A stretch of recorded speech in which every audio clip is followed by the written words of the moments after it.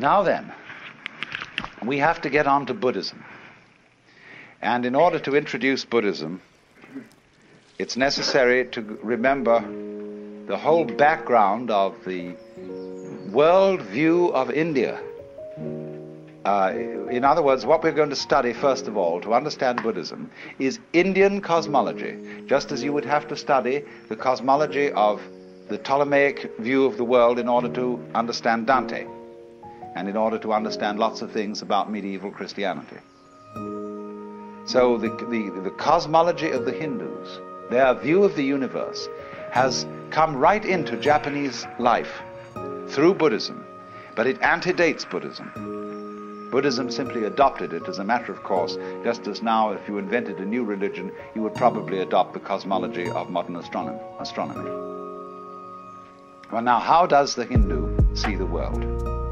You know, there are really three great views of the world that human beings have had. And they go, one is the Western view of the world, which looks upon the world as a construct, an artifact, by analogy with ceramics and carpentry. Then there is the Hindu view of the world, which is dramatic, looks on it as a play. And then the Chinese view, which is organic and looks upon the world as an organism, a body. But the Hindu view sees it as a drama. And it's simply this: there is what there is, and always was and always will be, which is called the self. That in Sanskrit is Atman, A-T-M-A-N. And the Atman is also called Brahman. Brahman, from the root bri, to grow, to expand, to swell, is actually related to our word breath. So Brahman, the self, according to the Hindu view, plays hide and seek with itself for always and always and always. How far out, how lost can you get? So here, each one of us, according to the Hindu idea, is the Godhead on purpose, getting lost for the fun of it. And how terrible it can get at times. But won't it be nice when you wake up? That's sort of the basic idea. And I found it's an idea that any child can understand. It has great simplicity and great elegance. Now, in part of this cosmology, we must understand another feature of this conception of the universe. Not only, you remember now the kalpas, the periods of time, the yugas, the qualities of the time through which the universe goes, but there's the final thing, which are called the six worlds, or the six paths of life.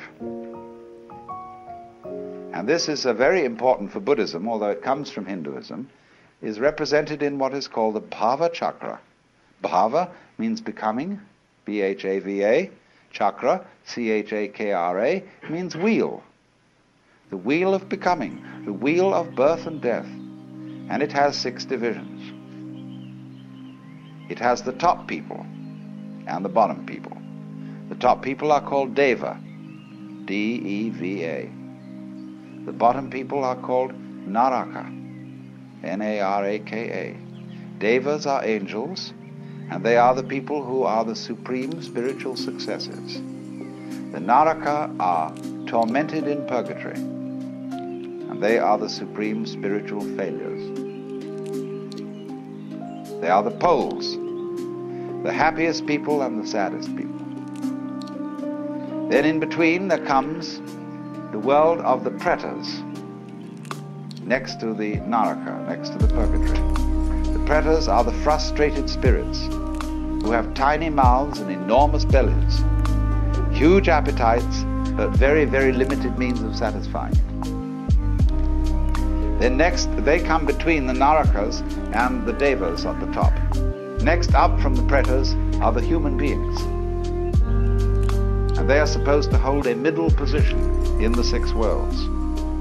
Then you go up from the human beings to the Devas, and then you start coming down again. The next world is called the Ashura, and those are the wrathful spirits, the personifications of storm and all the anger and violence of nature. Next down is animals, coming between the Asura and the purgatories again. Now all these needn't be taken literally. They are different modalities of the human mind. We are in the Naraka world when we are frustrated and in torment. When we are merely chronically frustrated, we are in the Preta world. When we are in a state of equanimity, even-mindedness, we're in the human world. When we are deliriously happy, we're in the Deva world. When we are furious, we are in the Asura world. And when we are dumb, we are in the animal world. So these are all modalities. And it would be said now, this is terribly important to understand Buddhism. Because the better you get, the more you go up to the Deva world. The worse you get, the more you go down to the Naraka world. But everything that goes up has to come down.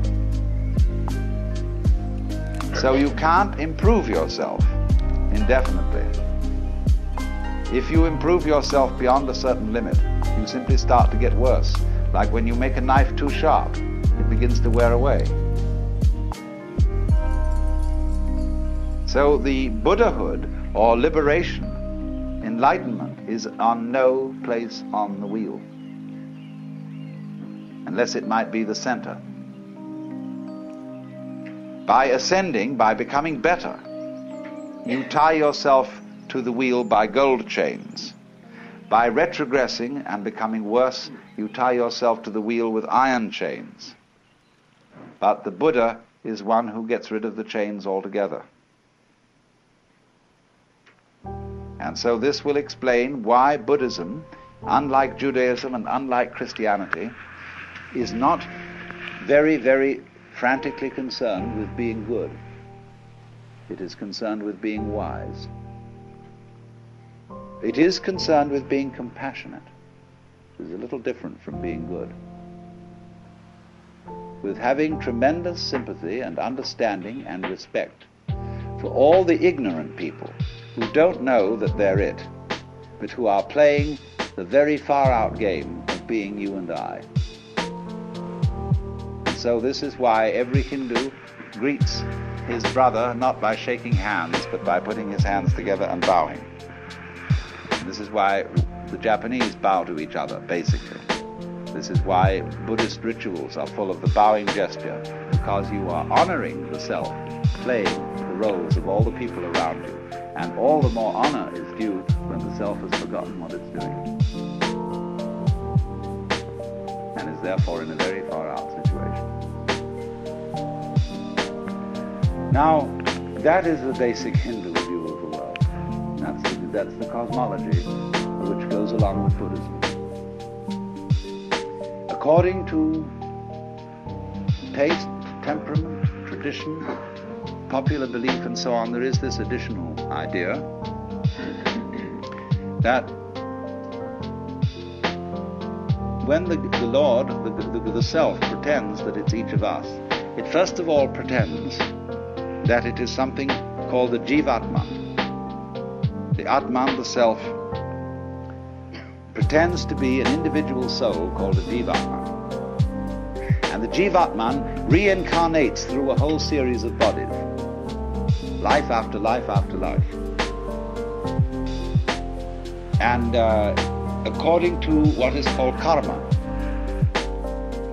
karma literally means doing.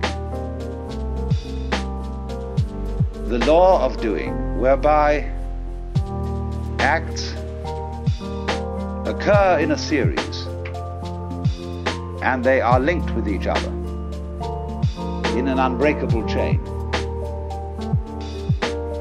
So everybody's karma is the life course that he will work out through maybe innumerable lifetimes. I'm not going into that because a lot of Buddhists don't believe that. You will find that the Zen people, for example, are quite divided on this. They will say, no, we don't believe literally in reincarnation. That after your funeral, you will suddenly become somebody different, living somewhere else. They will say reincarnation means this, that if you, sitting here now, are really convinced that you're the same person who walked in at the door half an hour ago, you're being reincarnated. If you're liberated, you'll understand that you're not. The past doesn't exist. The future doesn't exist. There is only the present, and that's the only real you that there is. The Zen master Dogen put it in this way. He said, spring does not become the summer. First there is summer, and then there is spring. Each season stays in its own place. And so in the same way, the you of yesterday does not become the you of today. T.S. Eliot has the same idea in his poem, The Four Quartets, where he says, when you settle down in the train to read your newspaper and so on, you are not the same person who a little while ago left the platform. If you think you are linking your moments up in a chain. And this is what binds you to the wheel of birth and death. But when you know that every moment at which you are is the only moment, this comes into Zen. A master will say to somebody, get up and walk across the room. And he comes back and he says, where are your footprints? They've gone.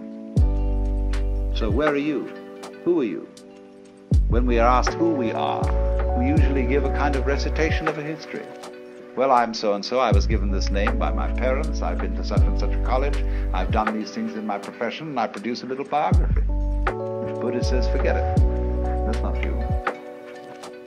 That's some story. That's all gone, that's all past.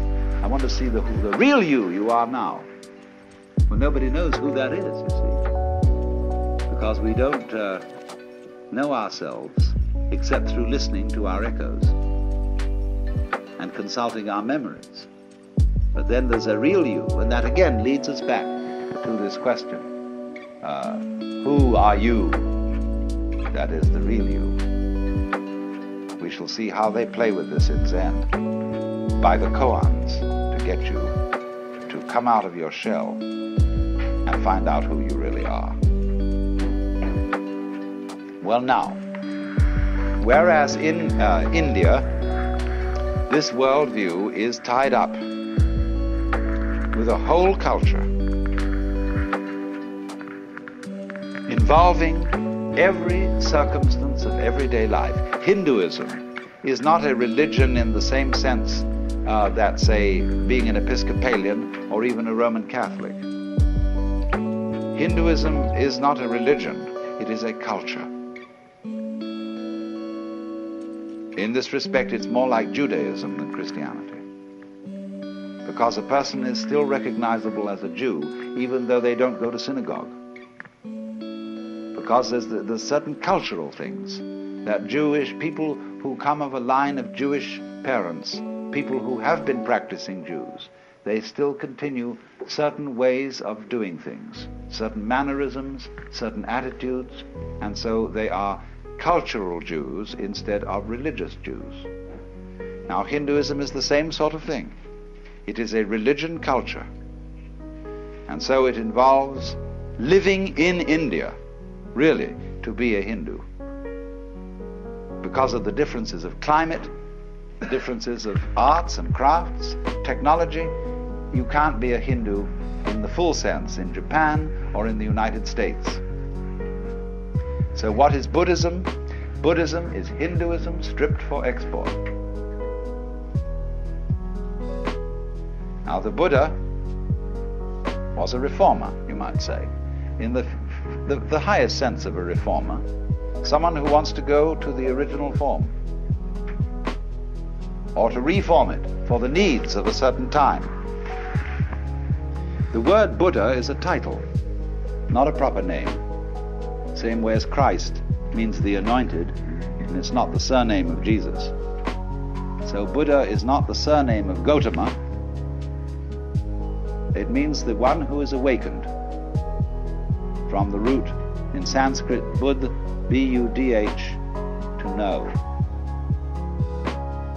The man who woke up, who discovered who he really was. Now, the thing that wherein the crucial point, wherein Buddhism differs from Hinduism,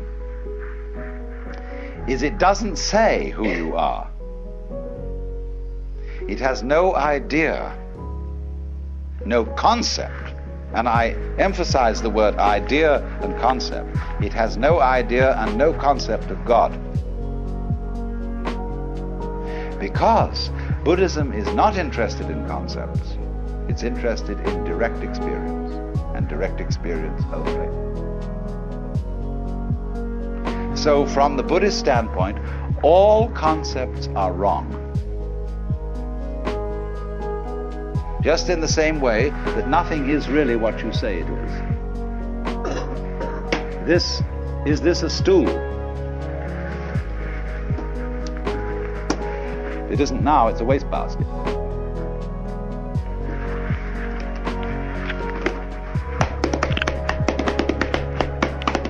It's now a drum. What is this thing? See? It is what it does. It's this. See? Anything you can use it for is what it is.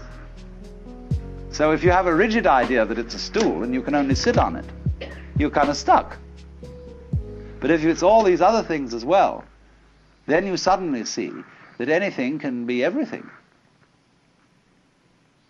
So in the same way, Buddhism does not define and say what you really are is something. Because it would say that if you believe that, you've got stuck with an idea and you're clinging onto it for spiritual security.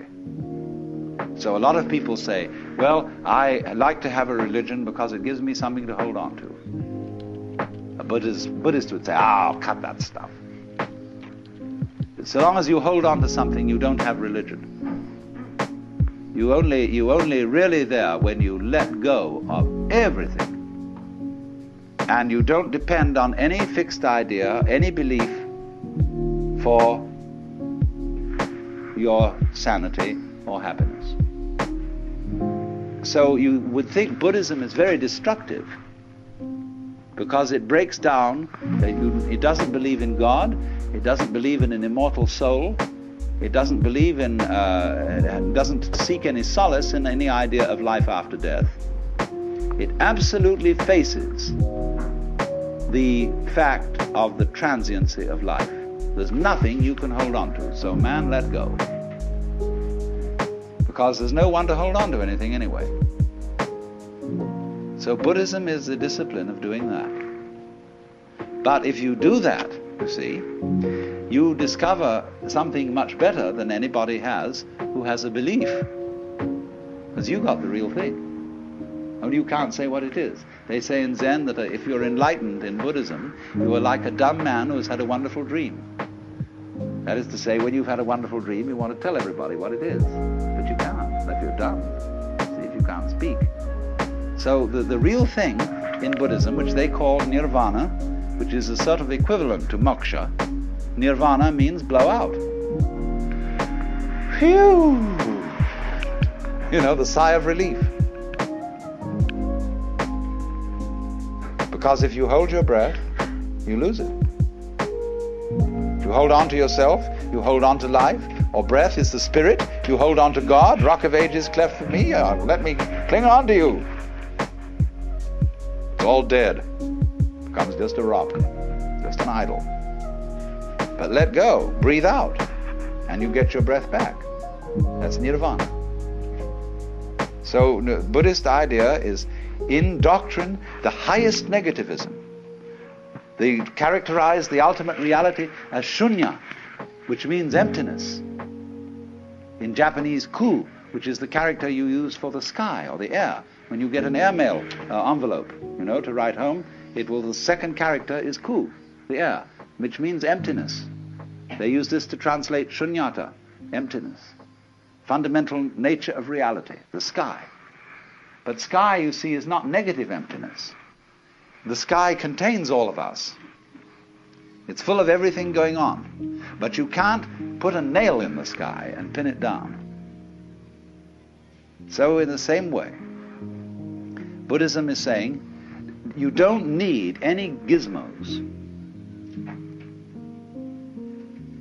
to be in the know. You don't need a religion. You don't need any, even Buddha statues. You don't need any temples. You don't need any Buddhist bondieuserie, rosaries, and all that jazz. But when you get to the point that you know you don't need any of those things, that you don't need a religion at all, then it's fun to have one. Then, as it were, you can be trusted to use rosaries and ring bells and clappers and chant sutras, you see. But those things won't help you a bit. They'll just tie you up in knots if you use them as methods of catching hold of something. So every teacher of Buddhism is a debunker. But he does it not to be a smart aleck and to show how clever he is, but out of compassion. Just as when a surgeon chops off a bad growth, or a dentist pulls out a rotten tooth, so the Buddhist guru or surgeon is getting rid of your crazy ideas for you, which you use to cling on to life and make it dead. Now, there are two kinds of Buddhism. They are called Mahayana. Maha is Sanskrit word for great, M-A-H-A. Yana means a vehicle or conveyance. And there is Hinayana, means the little vehicle. Hina in Sanskrit, H-I-N-A, means little. Only that's a term invented by the Mahayanists for the other people, and the other people don't like it. They like to call themselves Theravada, T-H-E-R-A-V-A-D-A, which means Vada, the way, Thera, of the elders. Now, Theravada Buddhism you will find in Ceylon, Burma, Thailand, Cambodia, and generally South Asia. Mahayana you find it originated in Nepal and northern India, and you find it in Tibet, China, Mongolia, Japan, and to some extent in Indonesia. The Mahayana is what we are finding here. All the sects of Japanese Buddhism are Mahayana. Now, what's the great difference between these two schools? The Theravada is very strict. It's a way for monks, essentially, rather than laymen. And it is, you see, there are many ways of living Buddhism. It'll take me some time to show you this. The Theravada Buddhists are trying to live without desires, to have no need for wives, or girls, or husbands, or boyfriends, not to kill anything at all, to live the strictest vegetarian way, and to strain your water so that you even don't eat any insects, little insects with it. And to this very strict way, and meditate all the time, and eventually attain nirvana, which will involve your total disappearance from the manifested world. Mahayana feeling is that is a dualistic point of view. You don't need to get away from this world to experience nirvana, because nirvana is what there is. It's here, it's now. So the ideal person of Mahayana is called a bodhisattva. This originally meant somebody on the way to becoming a Buddha, but in Mahayana it has a different meaning. It means somebody who has become a Buddha, but has gone back into the world, in the spirit of compassion, to help all other beings to become awakened. Well, now that's an endless task. It's like filling a well with snow, you know. Put snow into a well and never fills up. So when at the Zen monastery, they've said their homage to the Buddha, the Dharma, let's say the Buddha's doctrine or method, and the Sangha, the order of followers of the Buddha, then they take 5 vows. And one of them is, however innumerable sentient beings are, I vow to liberate them all. Well, so you see there's no end to that. Never comes a time when all sentient beings are liberated. But actually, from the standpoint of one who is a Buddha, he sees everybody as liberated. In other words, if I were to be a Buddha, I wouldn't say, now look everybody, I'm a Buddha, and I'm more experienced than you, and I know more than you, and you owe me respect on that account. On the other hand, I would see you all as being exactly right where you are. All of you Buddhas, and even those of you who don't know it, it would be right for you not to know it at this moment.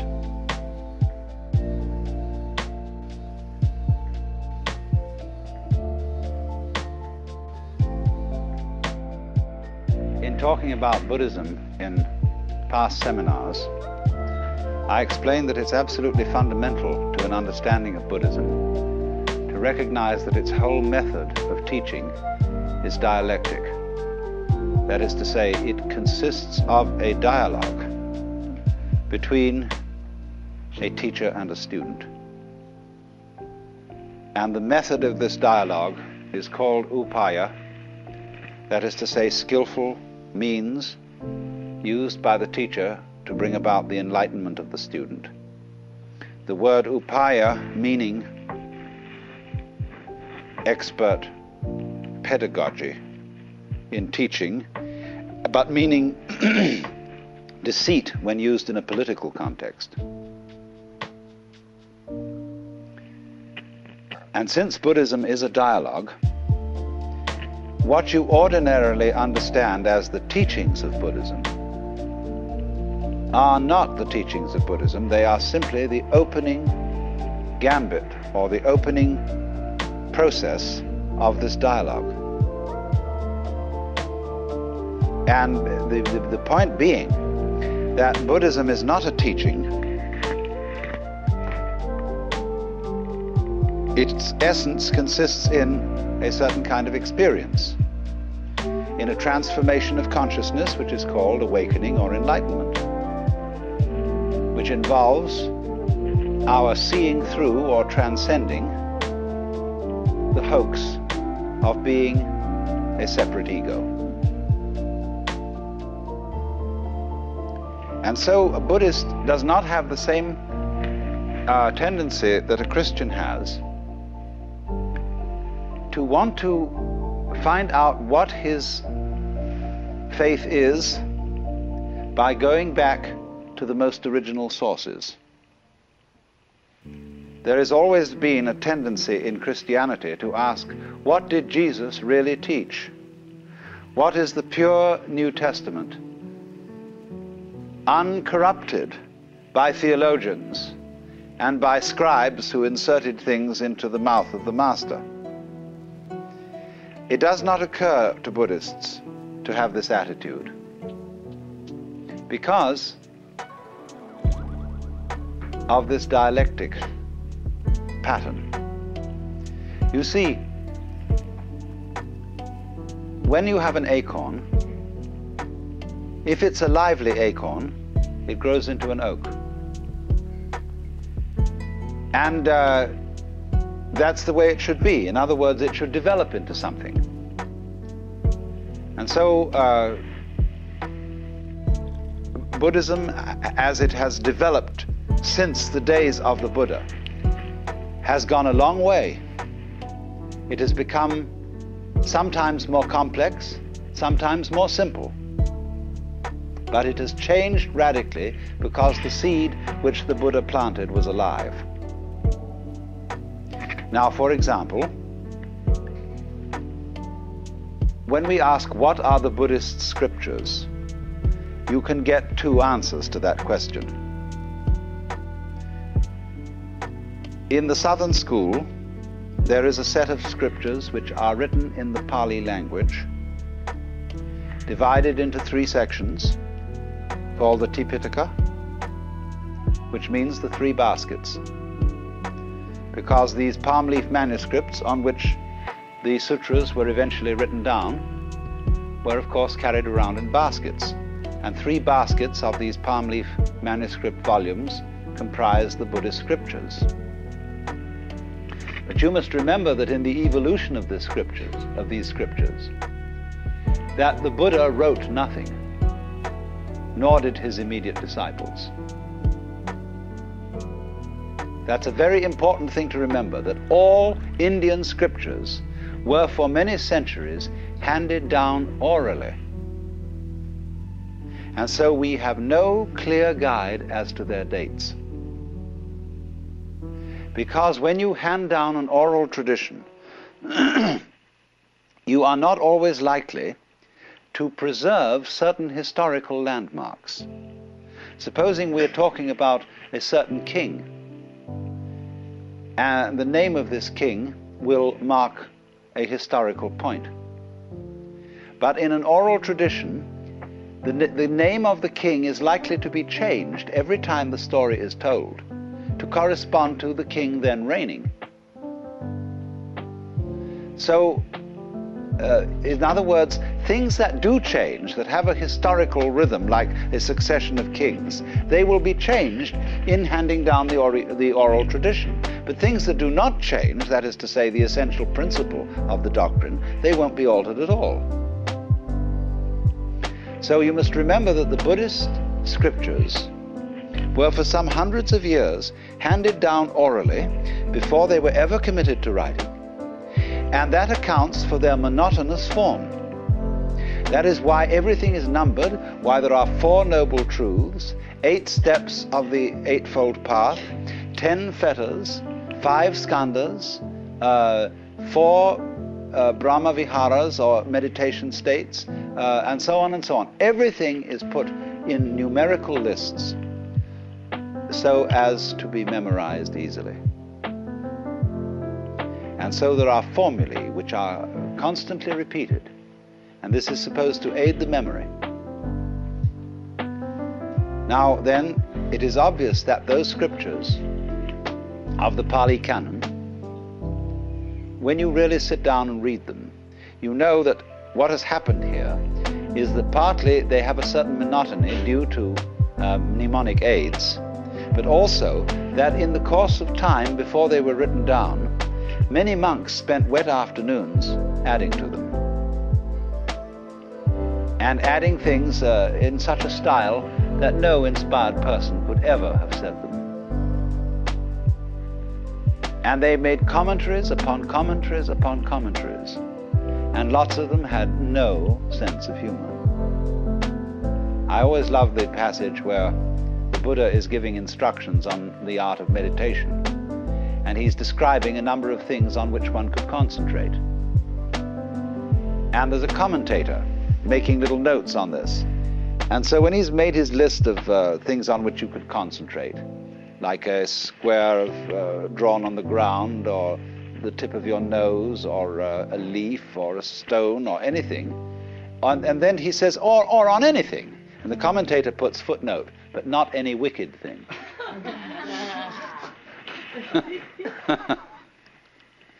I mean, that's professional clergy for you, the world over. So this sort of thing has obviously happened. But you must remember that this is not, this accumulation, this attribution of one's own writings to the Buddha is not done in a dishonest way. It would be dishonest today with our standards of literary historicity and correctness. It would be very wrong of me to forge a document and pretend that it was written by some very venerable person, say by Dr. Suzuki or by Goethe. But centuries ago, both in the West and in the East, it was considered quite immoral to publish any book of wisdom under your own name. Because you personally were not entitled to the possession of this knowledge. And that is why you always put on any book of wisdom the name of the real author, that is to say, the person who inspired you. So in this way, it is highly doubtful if the book of the wisdom of Solomon, at least it's not only doubtful, but it's perfectly certain that Solomon never wrote it, but that it was attributed to Solomon because Solomon was an archetype of the wise man. So in the same way, when for centuries various Buddhist monks and scholars wrote all kinds of sutras, scriptures,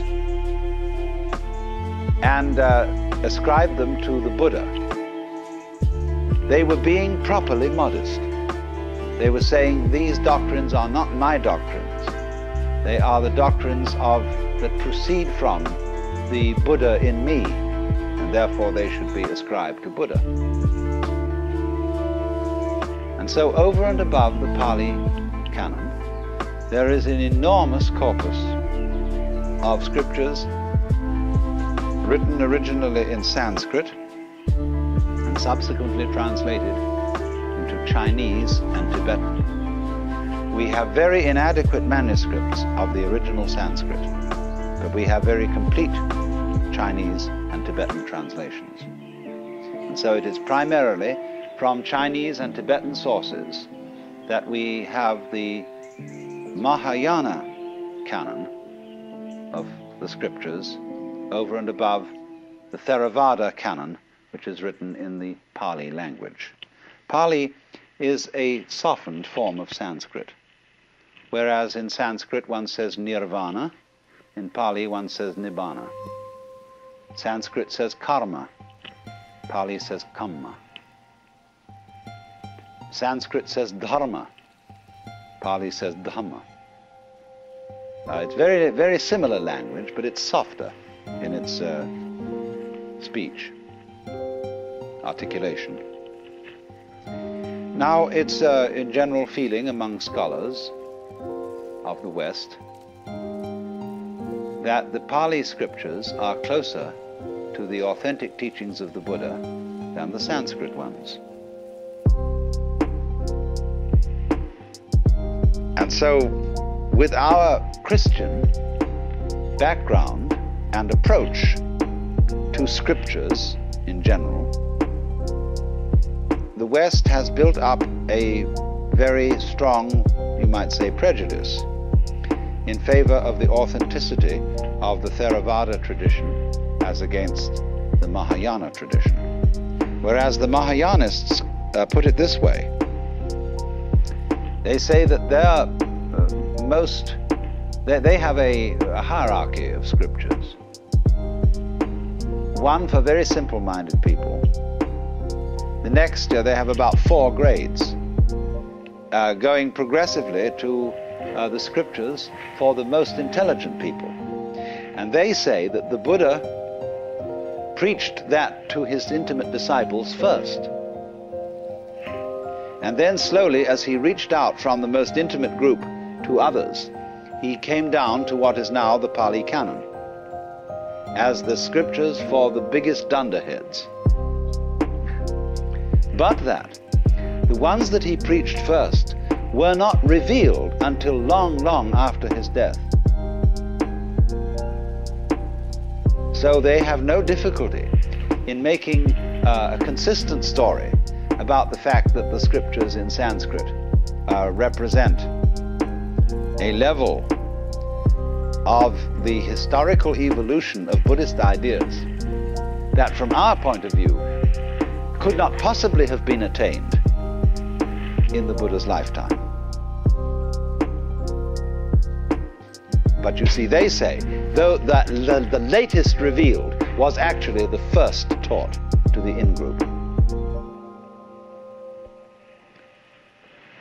Well, you've got to make allowances for these differences in points of view and not entirely project Western standards of historical and documentary criticism onto Buddhist scriptures. Because, as I said, It is in the essence of Buddhism to be a developing process, because it is a dialogue. So then, you can see the initial steps of the dialogue in our earliest or presumed earliest records of Buddhism, in the Four Noble Truths, where you have it put out that the problem which Buddhism faces is suffering. This word dukkha, which we translate suffering, is the opposite of sukha. Sukha means what is sweet and delightful. Dukkha means the opposite, what is bitter and frustrating. And Mahayanists will explain that the Buddha always taught by a dialectical method. That is to say, when people were trying to make the goal of life the pursuit of sukha, that is to say, the pursuit of happiness, he counteracted this wrong view by teaching that life is essentially miserable. When people thought, for example, that there is a permanent and eternal self in each one of us, and clung to that self, the Buddha, in order to counteract this one-sided view, taught the other extreme doctrine that there is no fixed self in us, no ego. But a Mahayanist would always say, the truth is the middle way. Neither sukha nor dukkha, neither atman nor anatman, self nor non-self. The whole point is like this. Once when R.H. Blythe was asked by some students, do you believe in God? He answered, if you do, I don't. If you don't, I do. And so in much the same way, all Buddhist pedagogics, teaching, is specifically addressed not to people in general, but to the individual who brings a problem. And wherever he seems to be overemphasizing things in one way, the teacher overemphasizes in the opposite way, so as to arrive at the middle way. So then, with this emphasis on life is suffering, it's simply saying, this is the problem we're dealing with. We hurt. We, human beings, feel pretty unfairly treated because we are born into a world so arranged that the price that we pay for enjoying it, that is to say, for having sensitive bodies, is that these bodies are at the same time, because they are sensitive, capable of the most excruciating agonies. Isn't that a nasty trick to play on us? What are we going to do about it? This is the problem. So then when the Buddha says, the cause of suffering is desire, Trishna is our word thirst, and may perhaps be translated desire in a very general sense, or perhaps better craving, clinging, grasping, something like that. He is saying, now I'm going to make this suggestion. You suffer because you desire. Now supposing then you try not to desire, and see if by not desiring you can cease from suffering. Or you can put the same thing in another way.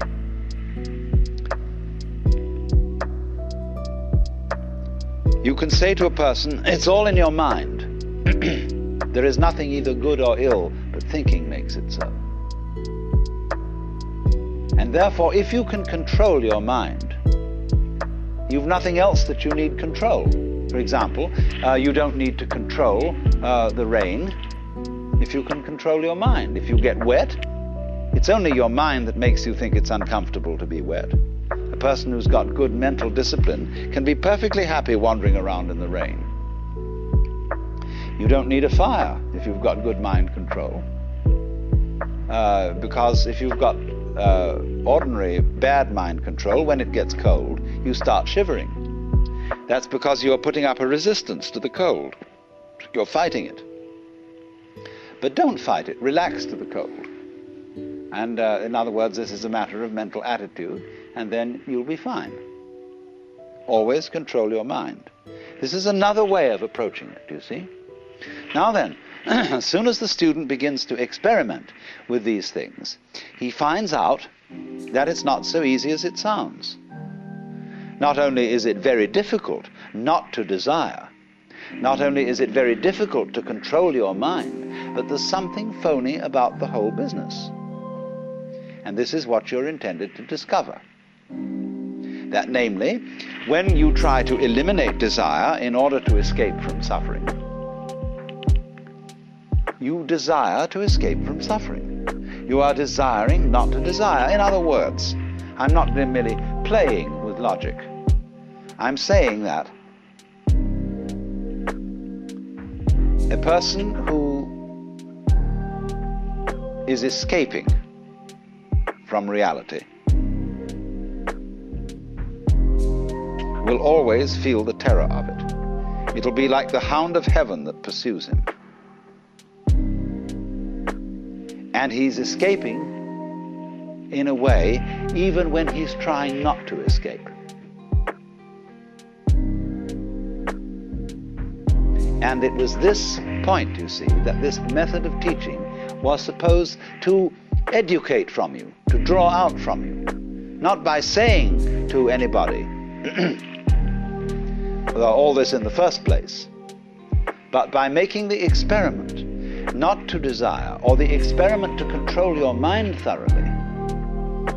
This is the first step. To understand this, you must go through that, or some equivalent of it, so as to come to the point where you see you are involved in a vicious circle. That in trying to control your mind, the motivation, the reason for which you are doing it, is still clinging and grasping. There is still self-protection. There is still lack of trust and love. So, when this is understood, the student returns to the teacher and says, look, this is my difficulty. I cannot eliminate desire because that itself, my effort to do so, is itself desire. I cannot eliminate selfishness because my reasons for wanting to be unselfish are selfish.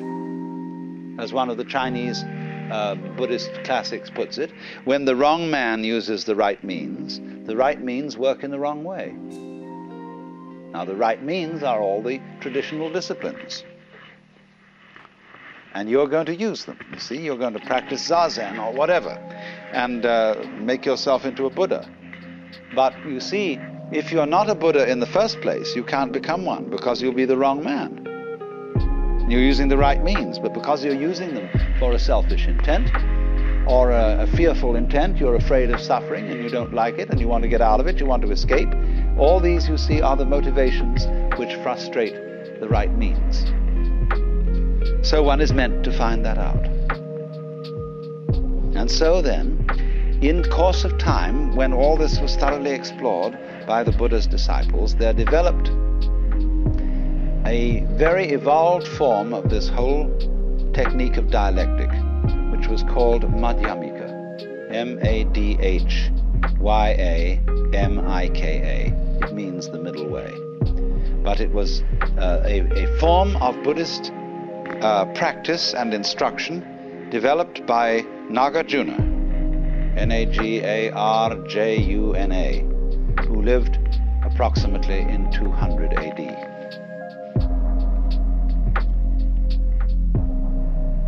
Nagarjuna's method is simply an extension and drawing to logical conclusions of the method of dialogue that already existed, except that Nagarjuna took it to an extreme. And his method is simply this: to undermine, to cast doubts on any proposition to which his student will cling, to destroy all intellectual formulations and all concepts of the nature of reality or the nature of the self whatsoever. Now, you might think that that was simply a parlor game, a little intellectual exercise, but if you engaged in it, you would find it was absolutely terrifying. And you would feel yourself brought very close to the verge of madness. Because a skillful teacher in this method reduces you to a shuddering state of total insecurity. I have watched this being done among people you would consider perfectly ordinary, normal Westerners who thought they were getting involved in just a nice abstract intellectual discussion. But then finally the teacher, as the process goes on, discovers in the course of the discussion what are the fundamental premises to which every one of his students is clinging. What is the foundation of sanity? What do you base your life on? When he has found out what that is for each student, he destroys it. He shows you that you can't found a way of life on that. That it leads you into all sorts of inconsistencies and foolishness. And the student turns back to the teacher and says, well, it's all very well for you to pull out all the carpets from under my feet. What would you propose instead? And the teacher says, I don't propose anything. He's no fool. He doesn't put up something to be knocked down.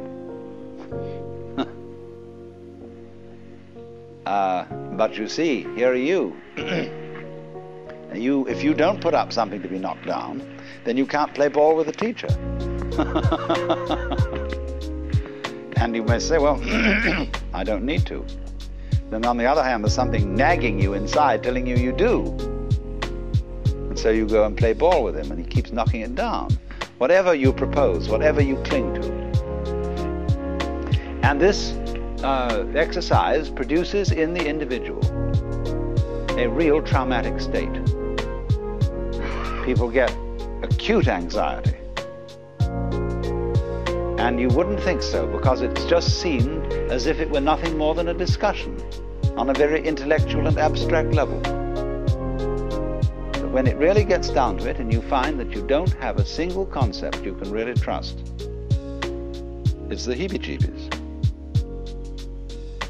But it is, you are preserved from insanity by the discipline, by the atmosphere set up by the teacher, and by the fact that he seems perfectly happy without anything in the way of a concept to cling on to.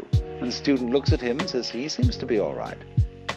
Maybe I can be all right too. You know, this gives a certain confidence, a certain feeling that all is not mad, because the teacher, in his own way, is perfectly normal.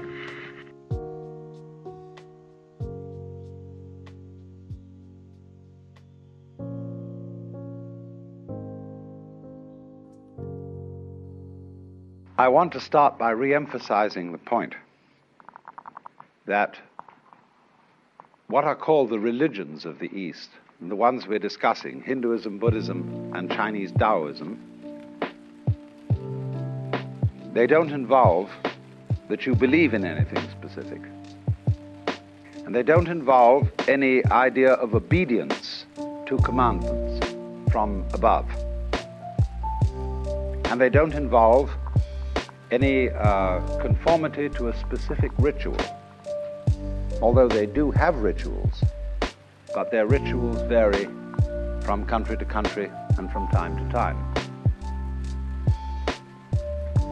Their objective is always not ideas, not doctrines, but a method for the transformation of consciousness. That is to say, for a transformation of your sensation of who you are And I emphasize the word sensation because it's the strongest word we have for feeling directly. When you put your hand on the corner of a table, you have a very definite feeling. And when you are aware of existing, you also have a definite feeling. But in the view of these methods or disciplines, the ordinary person's definite feeling of the way he exists and who he is a hallucination. To feel yourself as a separate ego, a source of action and awareness that is entirely separate and independent from the rest of the world, somehow locked up inside a bag of skin, is seen as a hallucination. That you are not a stranger in the earth, that comes into this world either as a result of a natural fluke or being a sort of spirit that comes from somewhere else altogether. But that you, in your fundamental existence, you are the total energy that constitutes this universe. Playing that it's you. Playing that it's this particular organism. And even playing that it's this particular person. Because the fundamental game of the world is a game of hide and seek.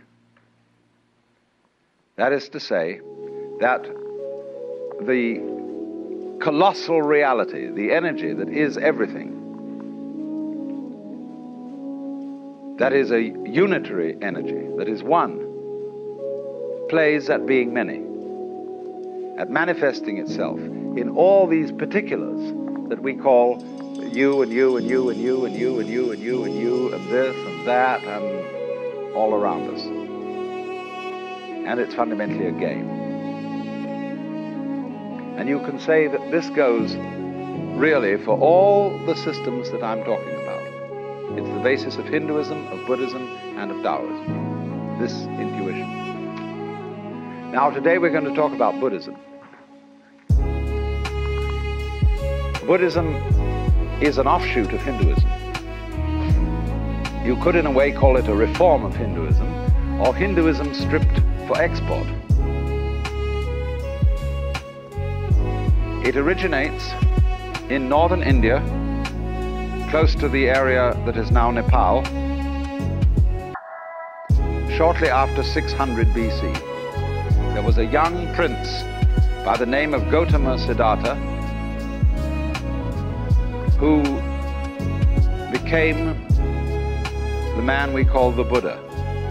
Now the word Buddha is not a proper name, it's a title. And it's based on the Sanskrit root Buddh, B-U-D-H, which means to be awake.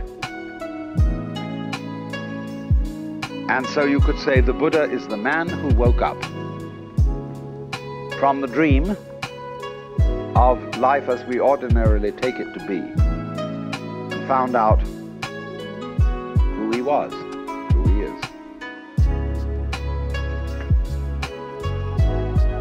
It's curious that this title was not something new. There was already in the whole complex of Hinduism the idea of Buddhas, of awakened people. And curiously, they are ranked higher than gods.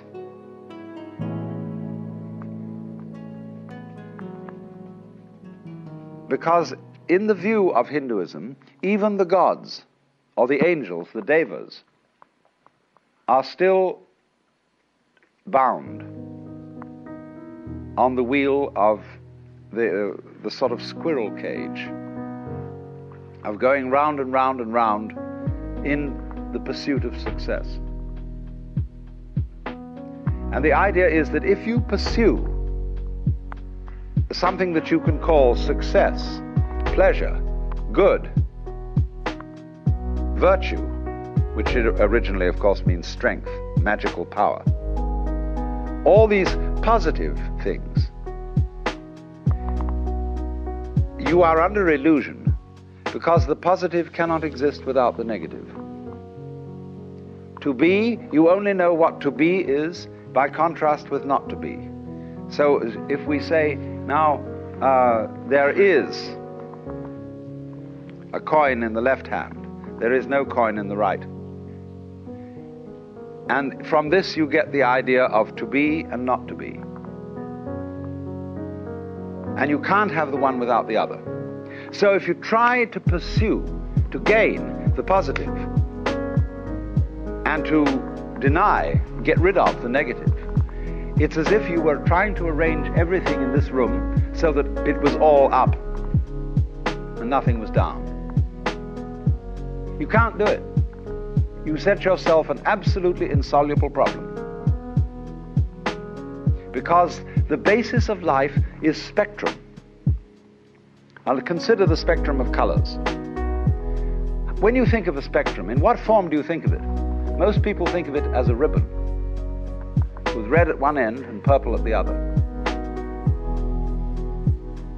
But the spectrum is actually a circle, because purple is the mixture of red and blue. It goes right round. And so in this way, all sensation, all feeling, all experience whatsoever is moving through spectra. You don't only have the spectrum of color, you have a spectrum of sound, you have various complex spectra of texture, of smell, of taste, and you're constantly operating through all the possible variations of experience. And it implies that you can't know one end of the spectrum without also knowing the other.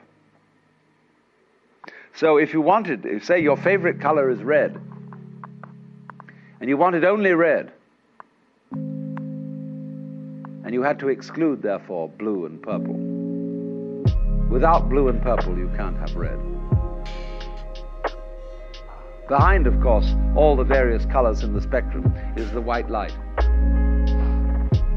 And behind everything that we experience, all our various sensations of sound, of color, of shape, of touch, there's the white light.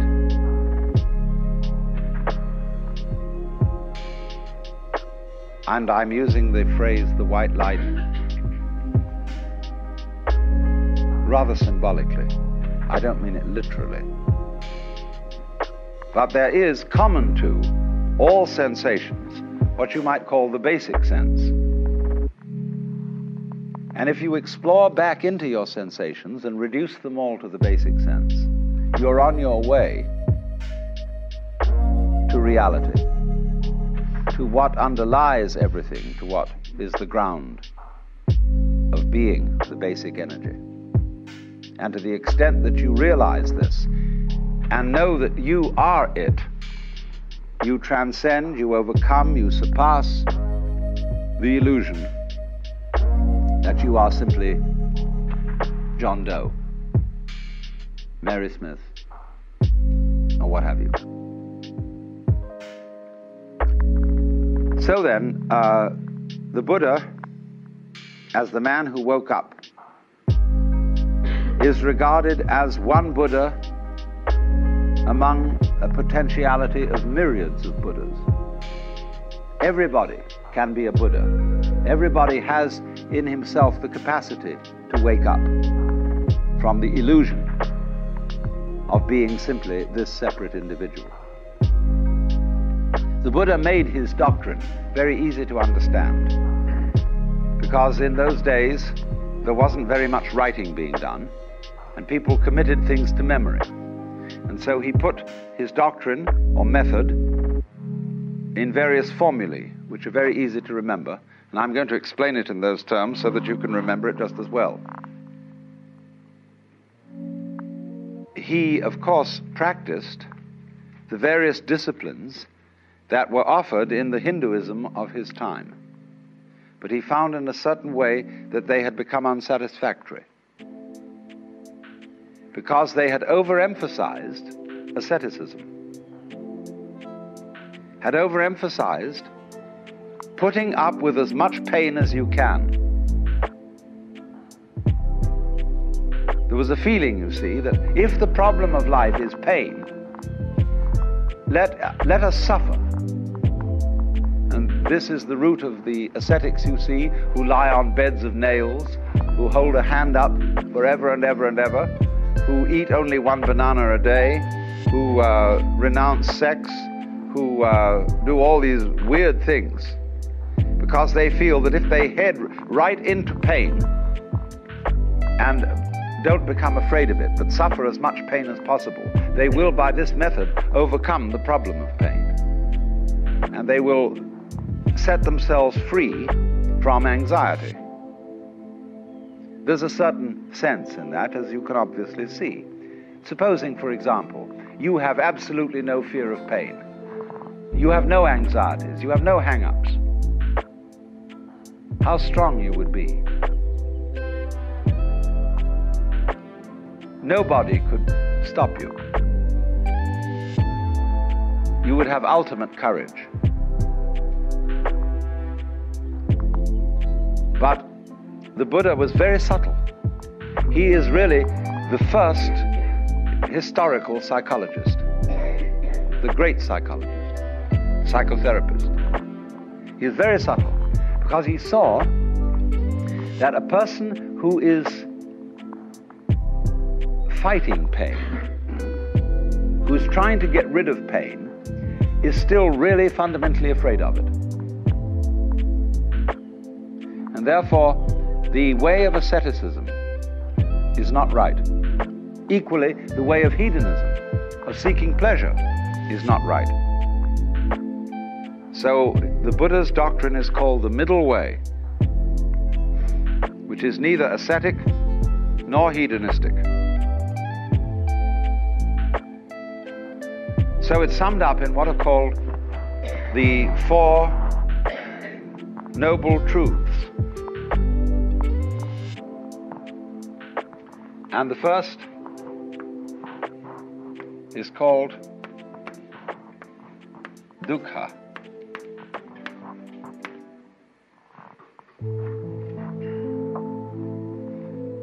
Dukkha means suffering in a very generalized sense.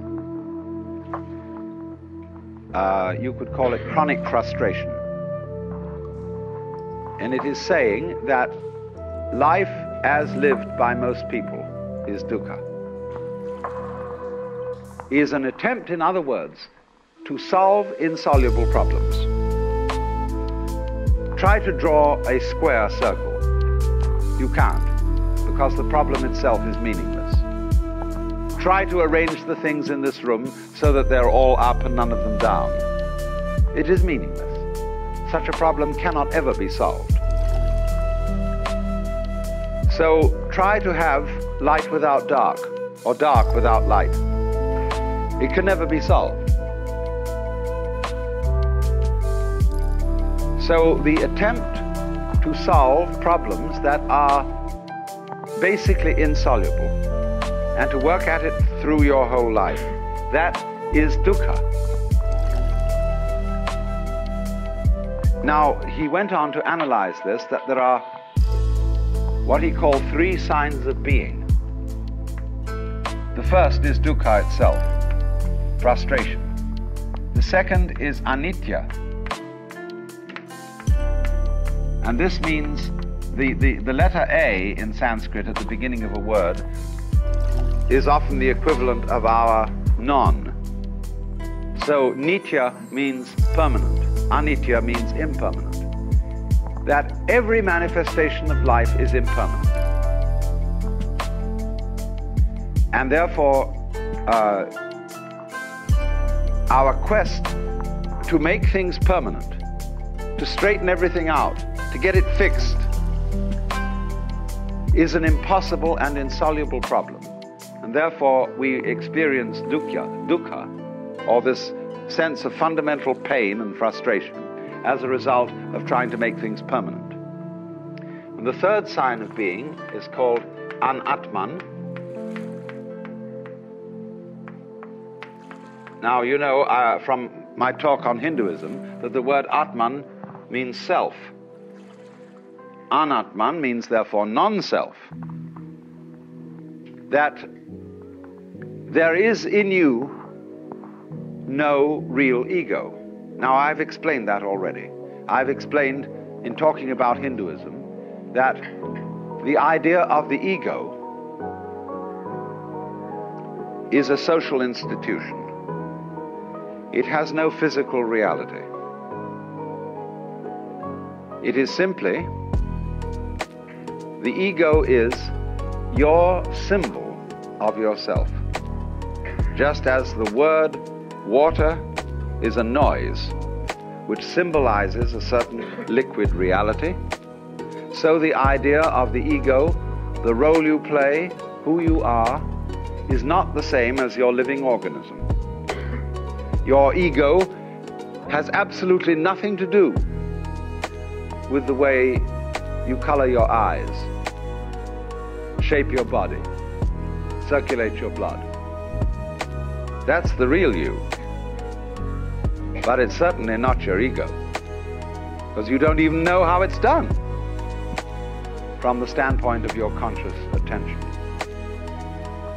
So the idea of Anatman is firstly that the ego is unreal. There isn't one.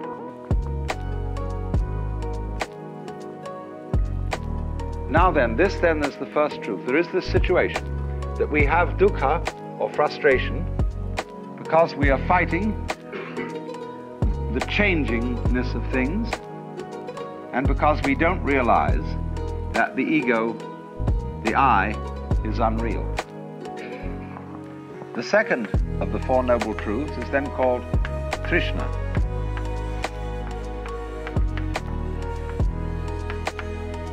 Trishna is a Sanskrit word again, and is the root of our word thirst. And it's usually translated desire, but it is better translated clinging, grabbing, or there's an excellent modern American slangy word, hang up. That is exactly what Trishna is, a hang up. Trishna is clutching. As for example, what we call smother love.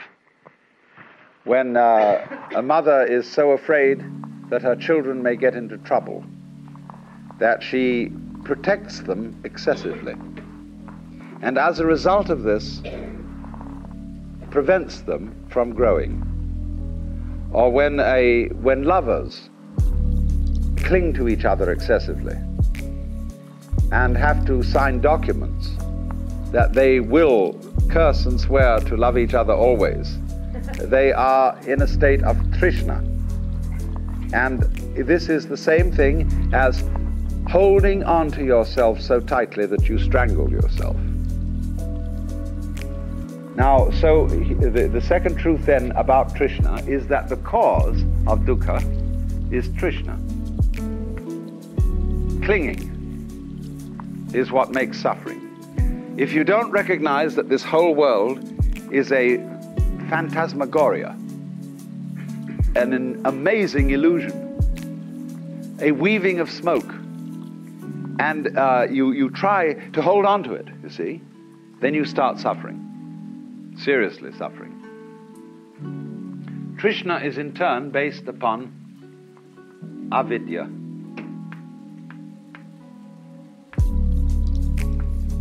The same negative, vidya, from the root vid, means knowledge, as in the Latin video and the English vision. Avidya, therefore, is ignorance. Gnosis, gna, means, of course, to know. Knowledge is the same thing as gnosis in Greek. To know. So this is not to know, to ignore, to overlook. And I explained in the first talk in this series how we ignore all kinds of things, because we notice only what we think noteworthy. And therefore our vision of everything is highly selective. we pick out certain things and say that's what's there, just as we select and notice the figure rather than the background. Sometimes I draw this on the blackboard and ask the question, what have I drawn? What would you say? What have I drawn? A circle. Any other suggestions? Yeah, you're getting the point. I've drawn a wall with a hole in it, you see. But ordinarily, you've been reading my books. But ordinarily people see the ball, the circle, the ring or whatever, and never think of the background, because they ignore the background. Just as one thinks that you can have pleasure without pain. You want pleasure of the figure and don't realize that pain is the background. So avidya is this state of restricted consciousness, restricted attention, that moves through life unaware of the fact that to be implies not to be, and vice versa. So now the third noble truth is called nirvana.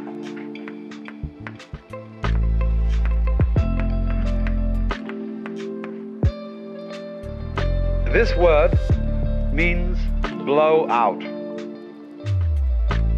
Nira is a negative word again, like ah.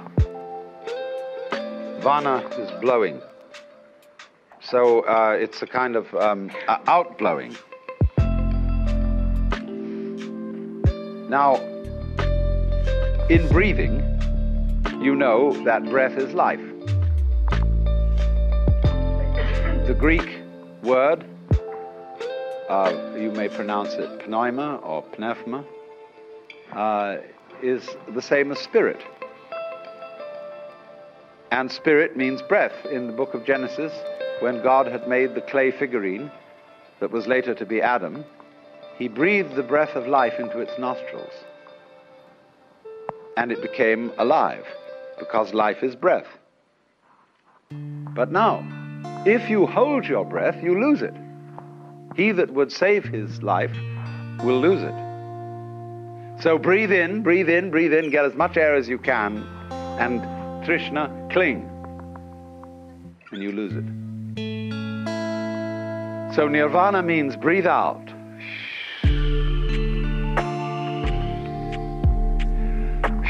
What a relief that was. The sigh of relief. Let it go, because it'll come back to you if you let it go. But if you don't let it go, you'll just suffocate. So a person in the state of nirvana is what we might call a blown out person. Like blow your mind. Let go. Don't cling. And then you're in the state of nirvana. And I re-emphasize the point. This is not, I'm not preaching, see? I'm not saying this is what you ought to do. I'm simply pointing out a state of affairs that is so. There's no moralism in this whatsoever. It's simply pointing out, like, if you put your hand into the fire, you'll get burned. You can get burned if you want to. That's okay. But if it so happens that you don't want to get burned, you don't put your hand in the fire. So in the same way, if you don't want to be in a state of anxiety all the time, and again I emphasize, if you like to be anxious, it's perfectly all right. If that's, see, Buddhism never hurries anyone on. They say, you've got all eternity through which to live in various forms. And therefore, you don't have just one life in which you've got to avoid eternal damnation. You can go running around the wheel and the rat race and play that game just as long as you want to, so long as you think it's fun. But if there comes a time when you don't think it's fun, you don't have to do it. So I wouldn't say to anyone who disagrees with me and who says, well, I think we ought to engage the forces of evil in battle and put this world to right and so on and so forth and arrange everything in this world so that it's all up. Try it, please. It's perfectly okay. Go on doing that.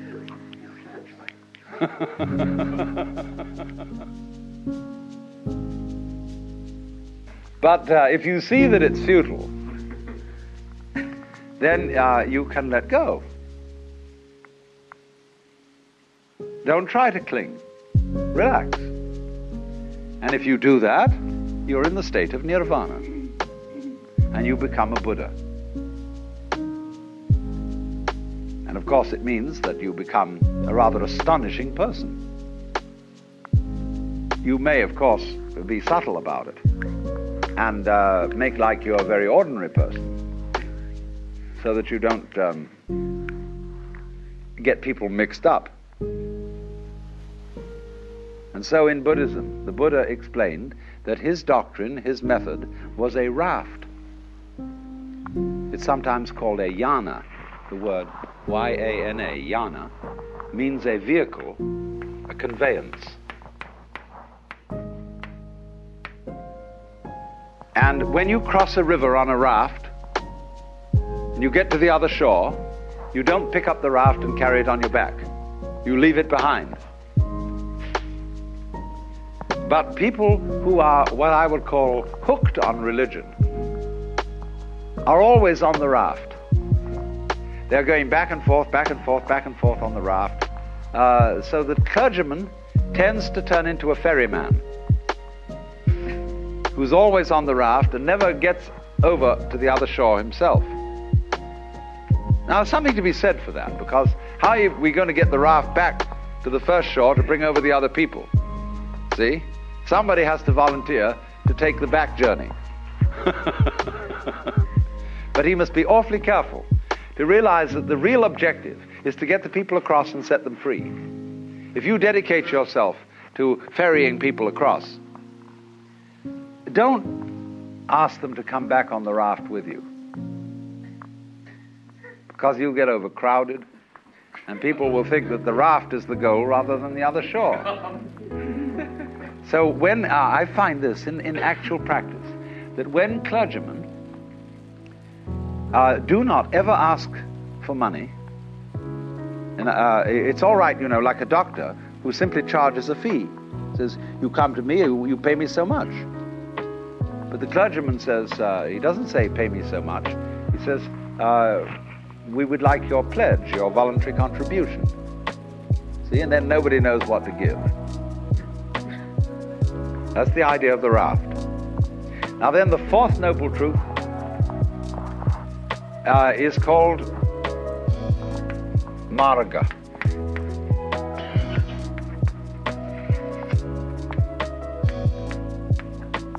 This word means path. And the way of Buddhism is often called the Noble Eightfold Path, because there are 8 phases. I won't say steps, because they're not sequential.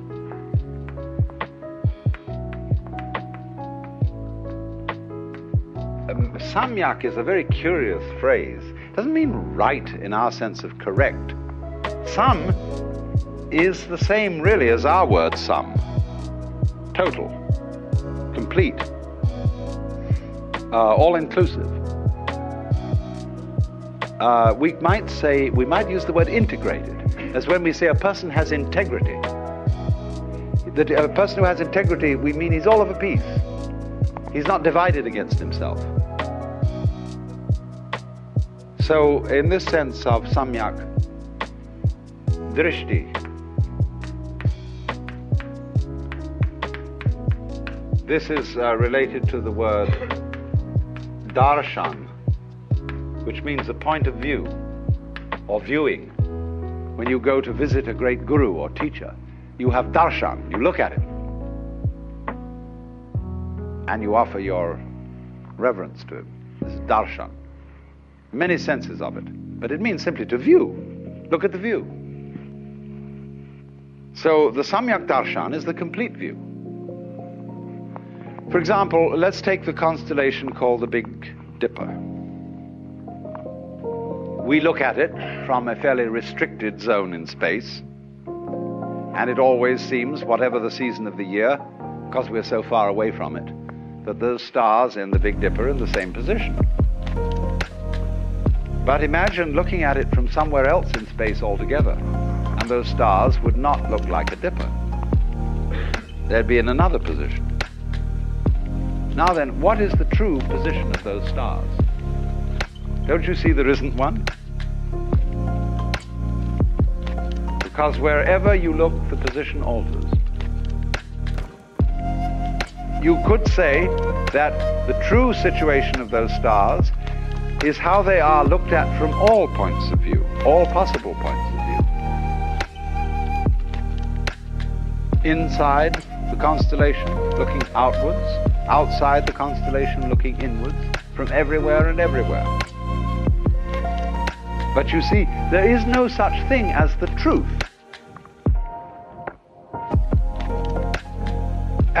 The world, in other words, is not existing independently of those who witness it. Because the world is precisely the relationship between the world and its witnesses. And so if there are no eyes in this world, the sun doesn't make any light, nor do the stars. So what is a relationship.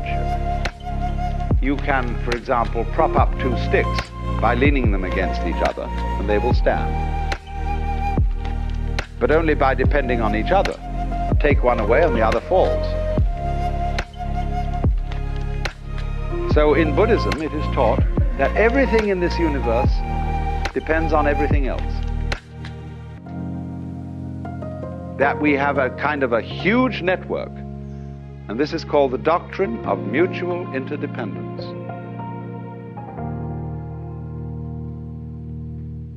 All of it hangs on you, and you hang on all of it, just as the two sticks support each other. And this is conveyed in a symbol which is called Indra's net. Imagine a multidimensional spider's web. In the early morning, covered with dewdrops. And every dewdrop contains the reflection of all the other dewdrops. And in each reflected dewdrop, the reflections of all the other dewdrops in that reflection. And so ad infinitum. That is the Buddhist conception of the universe in an image. The Japanese call that jiji muge. A ji means a thing event, a happening. So between happening and happening, mu, there is no ge, separation. Jiji muge. Now, so the first phase of the Eightfold Path has to do with one's view, understanding of the world. The second phase has to do with action, how you act. Buddhist idea of ethics is based on expediency. If you are engaged in the way of liberation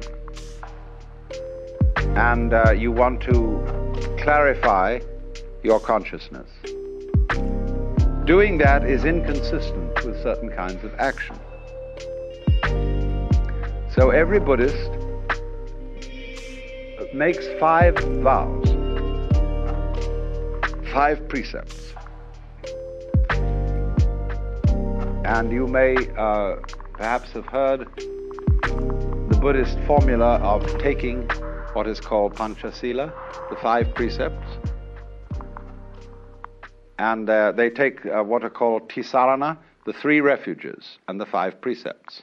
The refuges are the Buddha, the Dharma, the doctrine, and the Sangha, the fellowship of all those who are on the way.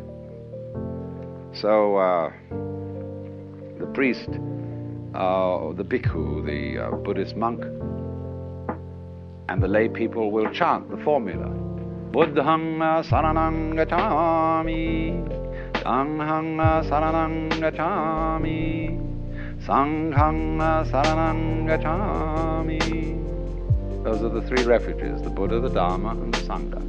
Then they take the 5 precepts.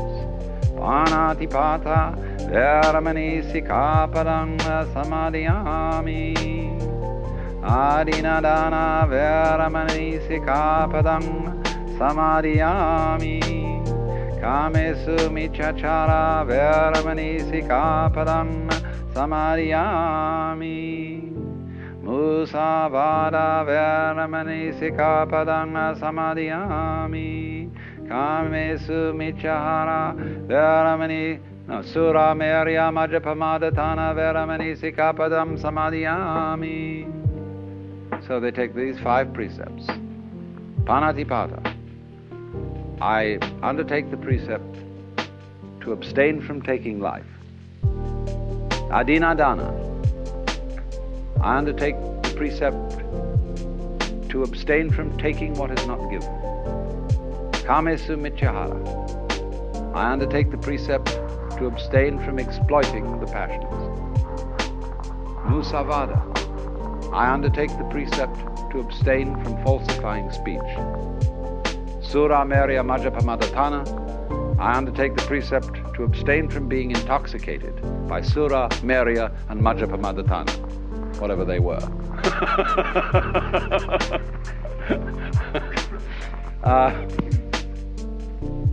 I presume toddy, which is alcohol. I don't know what else it was. Nobody does know. Because you see, if you start killing people or taking life, you're in trouble. You set up an opposition and you've got to become involved in taking care of it. If you start stealing, you worry people. You upset people's orientation in life, because if you suddenly come into the back home for dinner and find somebody's stolen your table, where are you going to serve dinner? If you exploit your passions, it means that when you feel bored and somehow that life is a little bit empty, you say, well, now what are we going to do this evening? Let's go and get stuffed. A lot of people who suffer from obesity are trying to simply fill their empty psyche by stuffing themselves with food. Well, it's the wrong cure. So, likewise, musavada, if you start telling lies to everybody, you know what happens when you start telling lies. You have to tell extra lies to cover up the first one, and you get into the most hopeless misunderstanding. Speech collapses. And of course, the intoxication is the same problem as the exploitation of the passions. So there's a purely kind of practical, expedient, utilitarian approach to morals. There's another side to this which doesn't enter into the precepts, which I will explain later. So that's the 3rd phase of the Eightfold Path. Then the second phase. Then the 3rd phase has to do with your mind, with your state of consciousness.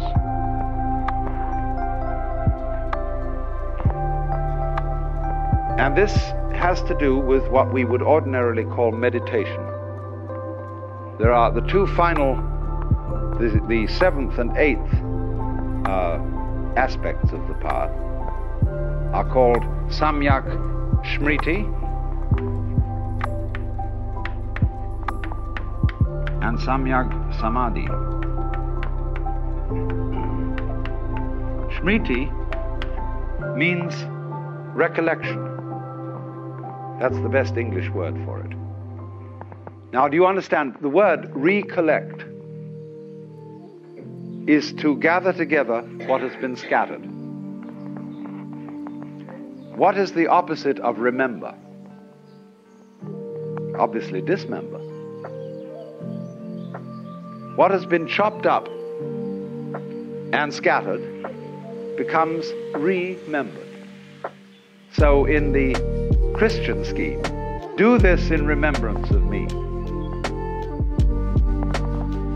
You see, the Christ has been sacrificed, chopped up. But the Mass is celebrated in remembrance. One of the old liturgies says the wheat which has been scattered all over the hills and grows up is gathered again into the bread. Remembered. Go back to your Hindu basis. The world is regarded as the dismemberment of the self, the Brahman, the Godhead. The one is dismembered into the many. So remembrance is realizing again that each single member of the many is really the one. So that's recollection. You can think of it too in another way, and it's really the same way if you think it through. I'm going to leave you with a few puzzles so that you can think them through, and I won't explain them. But another way is to be recollected, is to be completely here and now. Are you here and now? Are you really here? There was a wise old boy who used to give lectures on these things, and he would get up and not say a word. He would just look at the audience. And he'd examine every person individually, and they'd all start feeling uncomfortable. He wouldn't say anything. He'd look at them all. And then he'd suddenly say, "Wake up! You're all asleep. And if you don't wake up, I won't give you any lecture." Are you here, recollected? See, most people aren't. They're bothering about yesterday and wondering what they're going to do tomorrow. And aren't all here. That's the definition of sanity, to be all there. So to be recollected is to be completely alert, available for the present. Because that's the only place that you are ever going to be in. Yesterday doesn't exist. Tomorrow never comes. There is only today. A great Sanskrit sort of invocation says, "Look to this day, for it is life. In its brief course lie all the realities of our existence. Yesterday is but a memory. Tomorrow is only a vision. Look well then to this day. Such is the salutation of the dawn." So,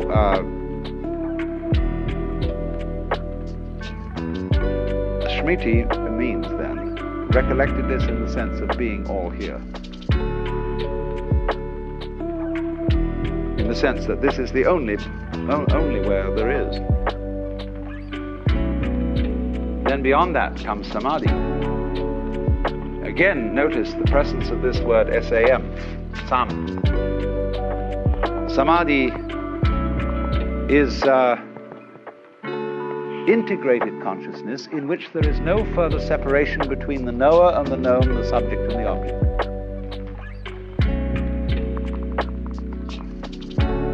You are what you know.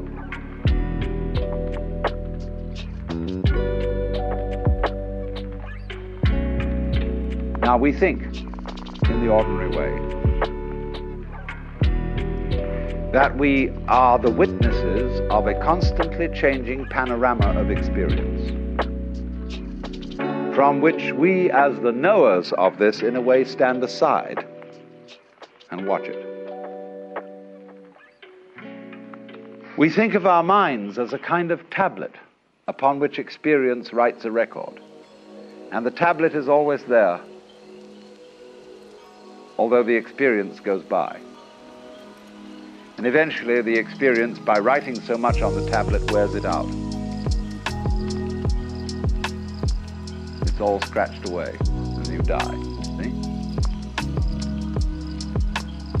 But actually, if you will investigate this, and you have to experiment on this because I cannot explain it to you in words, you can only find it out for yourself. There is no difference between the knower and the known. When you say, I see a sight, I feel a feeling, you are using redundant language. I see implies the sight. I feel implies the feeling. Do you hear sounds? No. You just hear.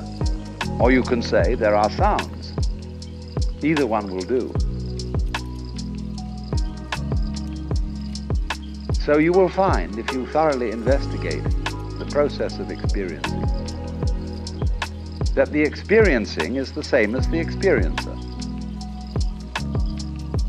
And this is the state of samadhi. I put it originally in this form, that the organism and the environment are a single behavioral process. So, likewise, is the knower and the known.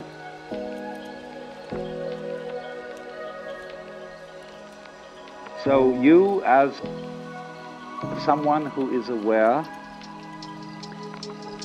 and all that you are aware of is one process. That is the state of samadhi.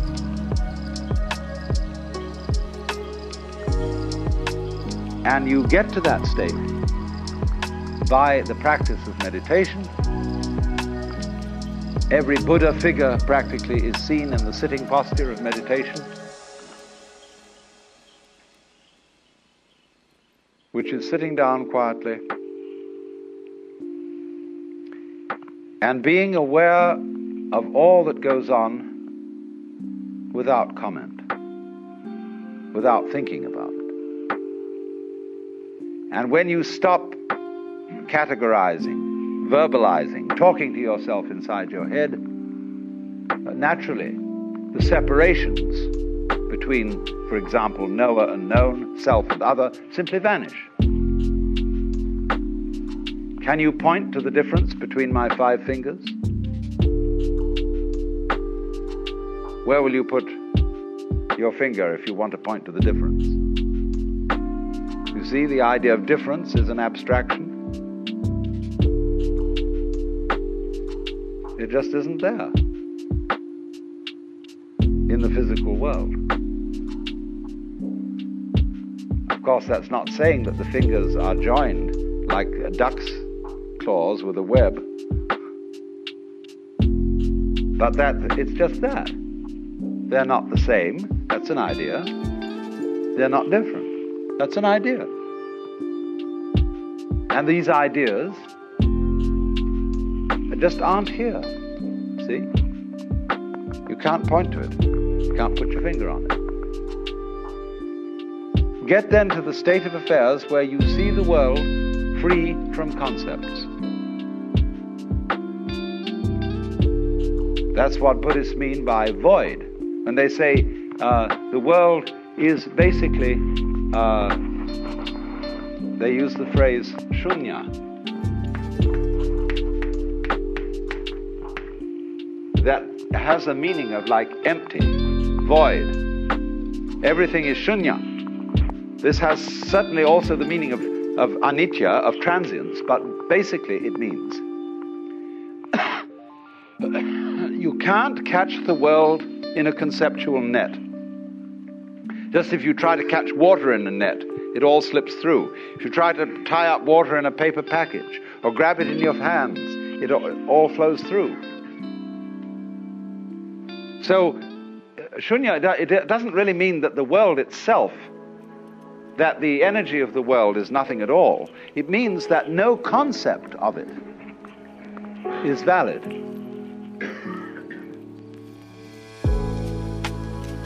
You cannot make any one idea or belief or doctrine or system or theory tie the thing up. So if you go through this and you get completely blown out and released and are in the state of nirvana,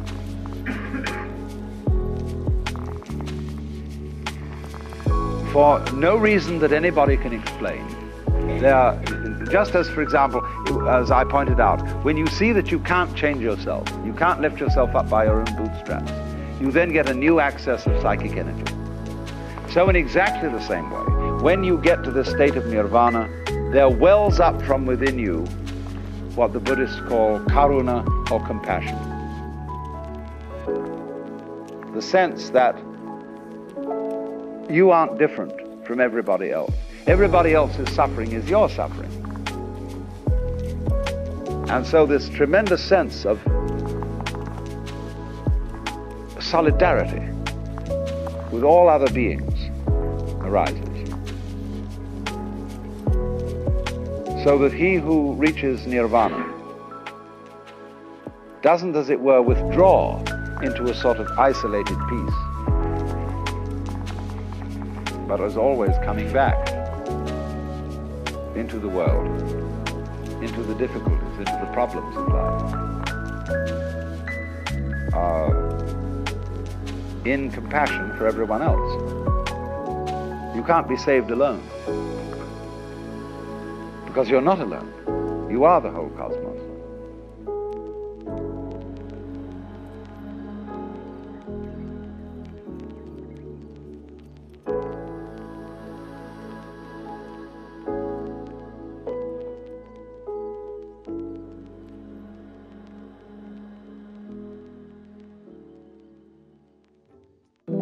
I was discussing last night the Bodhisattva doctrine in Mahayana Buddhism,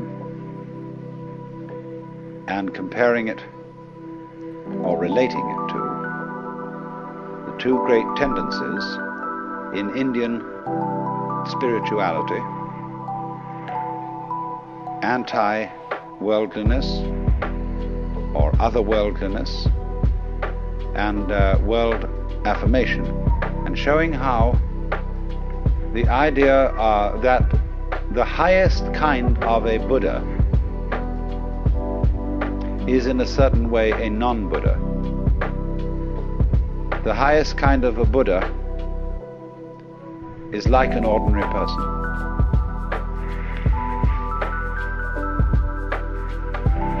And this comes out very, very much in various tendencies in Zen, where, for example, all the painting peculiarly characteristic of Zen Buddhism in the Chinese and Japanese tradition is, as it were, secular. It has a peculiarly non-religious atmosphere. That is to say, the painting of Shingon sect and Tendai sect, as you saw it in the museum today, was religious painting. You could tell at once that the subject matter of these paintings is religious. But with Zen painting, the way of dealing with philosophical and spiritual themes is secular. So that when an artist like Sengai, living in the 17th century Japan, paints the Buddha, there is something slightly humorous about the Buddha. He wears his halo over one ear. There is an informality, a slight raffishness. And so this comes from China, from those great Sung artists like Liang Kai, who painted the sixth patriarch of Zen chopping bamboos, looking like the most extraordinarily unkempt country oaf. So, also, the greatest Zen painting has as its subject matter not really religious themes at all. It uses pine branches, rocks, bamboos, grasses, everything of that kind. And you would never know that these things were icons. Likewise also in poetry, which we will go into more extensively in the future. The superb expression of Zen poetry is derived from the Chinese poet Hokoji, who says, wondrous action, supernatural power, drawing water, carrying fuel.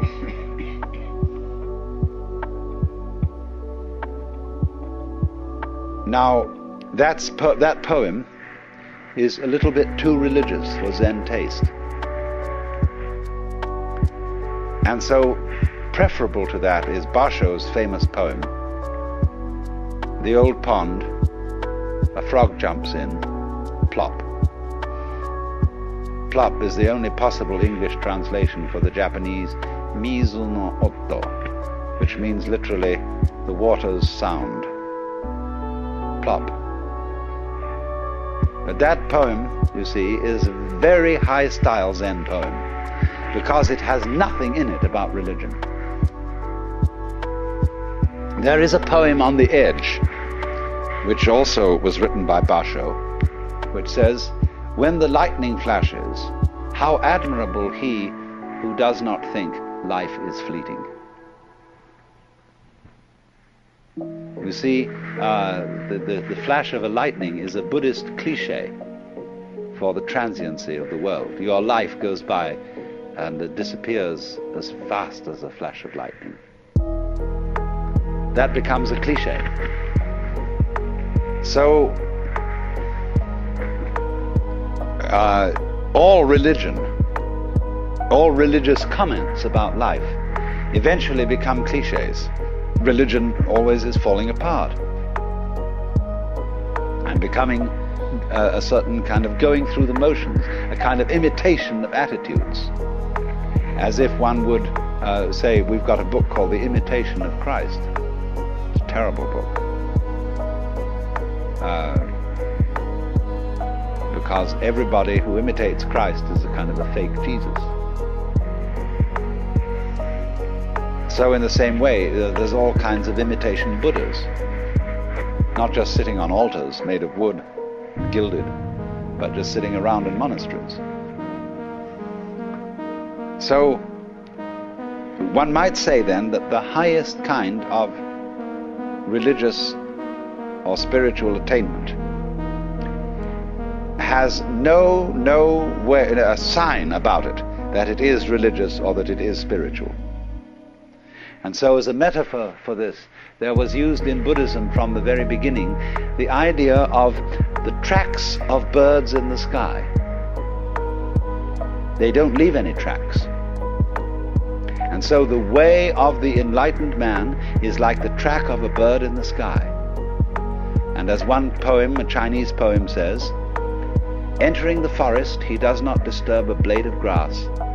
Entering the water, he does not make a ripple. In other words, there is no sign about him to indicate that he is self-consciously religious. And this goes too for the fact that his not having any religious sign is also not something contrived. It isn't like Protestant simplicity. You know, all those Catholics with their rituals and how dreadful and insincere that is. The real reason, you know, why Protestants think Catholic ritual is insincere? You know, it's expensive.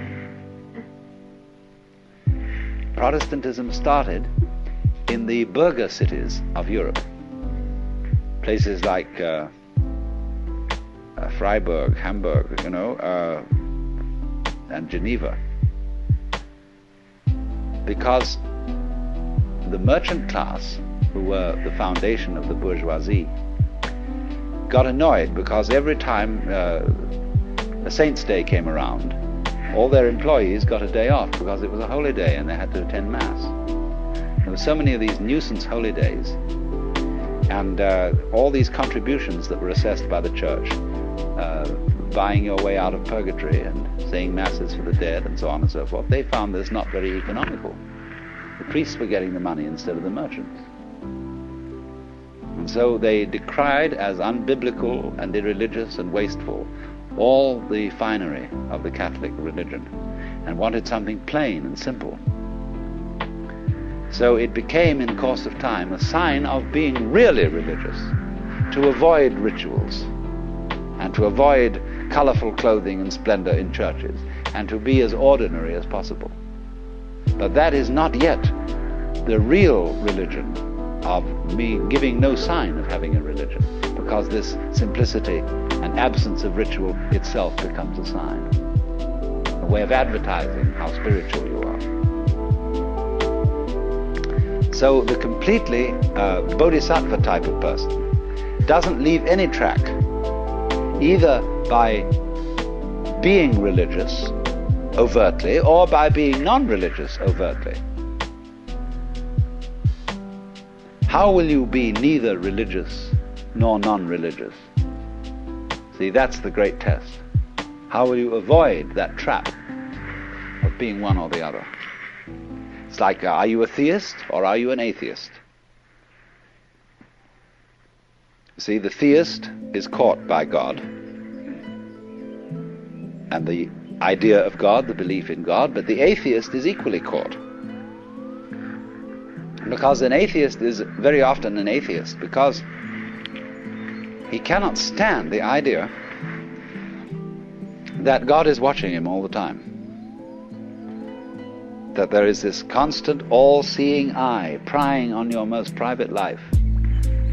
And that there's this, you know how when you're a child in school and you're writing something or doing arithmetic and the teacher walks around the class and looks over your shoulder. Nobody wants to be watched like that. Even someone who's good at writing or at arithmetic doesn't want somebody looking over their shoulder while they're doing it. It puts you off. It bugs you. So the idea of the Lord God, who is watching us all the time, who is judging everything that we do, puts people off and they can't stand it. So better be an atheist to get rid of teacher. So, but the atheist, you see, the man who advertises his disbelief in God is a very pious person. Nobody believes in God like an atheist. There is no God and I am his prophet. So then, the true bodhisattva state is very difficult to pin down as being neither supremely religious nor blatantly secular. And people who think that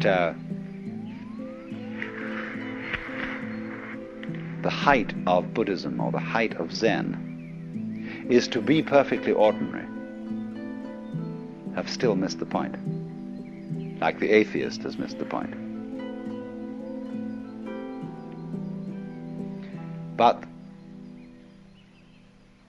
for this reason then, there is an element in the art, the painting, the poetry, etc., which has been inspired by this kind of Buddhism. This kind of art where the subject matter is non-religious. Nevertheless, there is something about the way in which this non-religious subject matter is handled that stops you. And you know there's something strange about it. This is how I first became interested in Oriental philosophy and all that kind of thing. I had an absolute fascination for Chinese and Japanese painting, the secular painting, the landscapes, the treatment of flowers and grasses and bamboos. There was something about it that struck me as astonishing, even though the subject matter was extremely ordinary. And I just, as a child practically, I had to find out what was the strange element in those bamboos and those grasses. I was being, of course, taught by those painters to see grass. But there was something in there that one could never pin down, never put your finger on. And that was this thing that I will call the religion of no religion. The supreme attainment of being a Buddha who can't be detected, who in this sense then leaves no trace. You remember, some of you have seen those 10 paintings called the 10 stages of spiritual ox herding. And the author, there are two sets of these paintings. There's a heterodox one and an orthodox one. The heterodox one has as the man catches the ox, it gets progressively whiter, until in the end it disappears altogether, and the last picture is an empty circle. But the orthodox set of paintings doesn't end with the empty circle. The empty circle arises 2 from the end, 3 from the end. It is followed by 2 others. After the man has attained the state of emptiness, the state, in other words, of complete iconoclasm, the state of no attachment to any spiritual or psychological or moral crutch, there are 2 more steps. One is called returning to the origin, which is represented by a tree beside a stream. And the final one called entering the city with hands hanging down. That means hands giving a handout, as it were, giving bounty. And it shows the picture of the fat Buddha, Putai, or in Japanese known as Hote, who has an enormous belly, big ears, who carries round a colossal bag. And what do you think this bag has in it? Trash. Wonderful trash. Everything that children love. Things that everybody else has thrown away and thought of as valueless, this bum collects and gives it away to children. And so it says here that he goes on his way without following the steps of the ancient sages. His door is closed. That's the door of his house. And no glimpses of his interior life are to be seen. So, in other words, it's like when you erect a building, while you're building it, you have all kinds of scaffolding up. That shows you that building is going on. But when the building is complete, the scaffolding is taken down. To open a door, as they say in Zen, you may need to pick up a brick to knock at the door. But when the door is open, you don't carry the brick inside. To cross a river, you need a boat. But when you've reached the other side, you don't pick up the boat and carry it. So the brick, the boat, the scaffolding, all these things represent some sort of religious technology or method. And in the end, these are all to disappear, so that the saint will not be found in church. Don't take what I say literally. The saint can perfectly readily go to church without being sullied by church. But ordinary people, when they go to church, they come out stinking of religion. There was a great Zen master once, and one of his disciples asked him, "How am I making progress?" He said, "You're all right, but you have a trivial fault." "Well, what is that?" He said, "You have too much Zen." Well, he said, when you're studying Zen, don't you think it's very natural to be talking about it? The master said, when it's like an ordinary conversation, it is much better. And so another monk who was standing by listening to this exchange said to the master, why do you so specially dislike talking about Zen? And he replied, because it turns one's stomach. So what did he mean when he said, when it's like an ordinary everyday conversation, it is somewhat better? When the old master Joshu was asked, at the end of the kalpa, when everything is destroyed in fire, there will be one thing remaining. What is that? And Joshu replied, it's windy again this morning.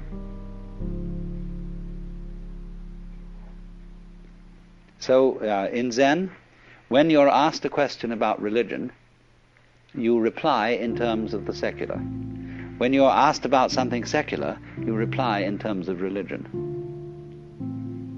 So what is the eternal nature of the self? It's windy again this morning.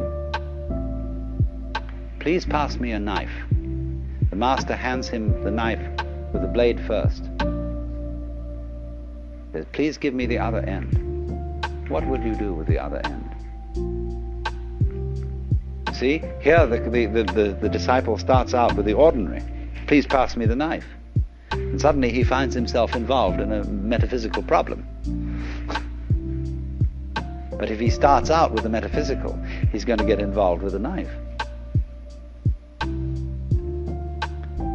So, now, to go deeply into the religion of non-religion, we have to understand what you might call the final, ultimate attainment of Mahayana Buddhist philosophy.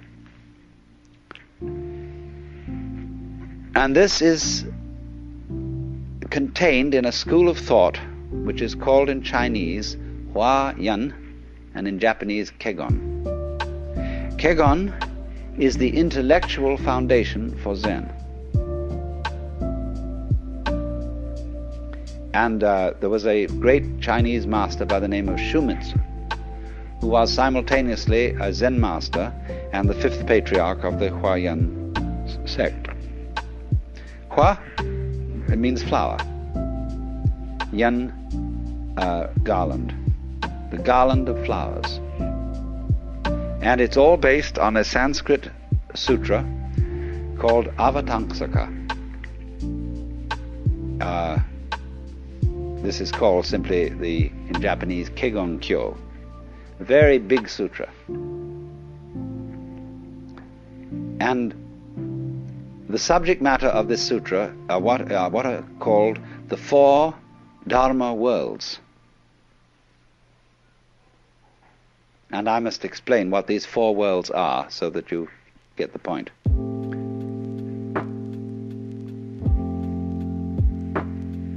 First of all, there is a level of being which we will call Ji.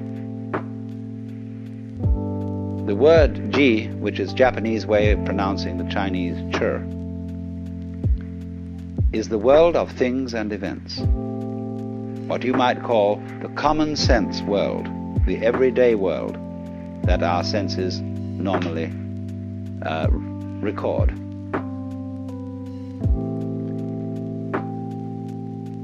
The word Ji, the character in Chinese, has a multiplicity of meanings because it can mean a thing or an event. It can also mean business, an affair, not in a love affair, but something in the way the French say les affaires, for business. Something important. It can also mean affectation. Putting something on or showing off. And so a person who is a master in Zen is called Buji, which means no business, no affectation, nothing special. The poem says, on Mount Lu there is misty rain, and the river Jiang is at high tide. When you have not been there, your heart is filled with longing. But when you have been there and come back, it was nothing special. Misty rain on Mount Lu, River Jiang at high tide.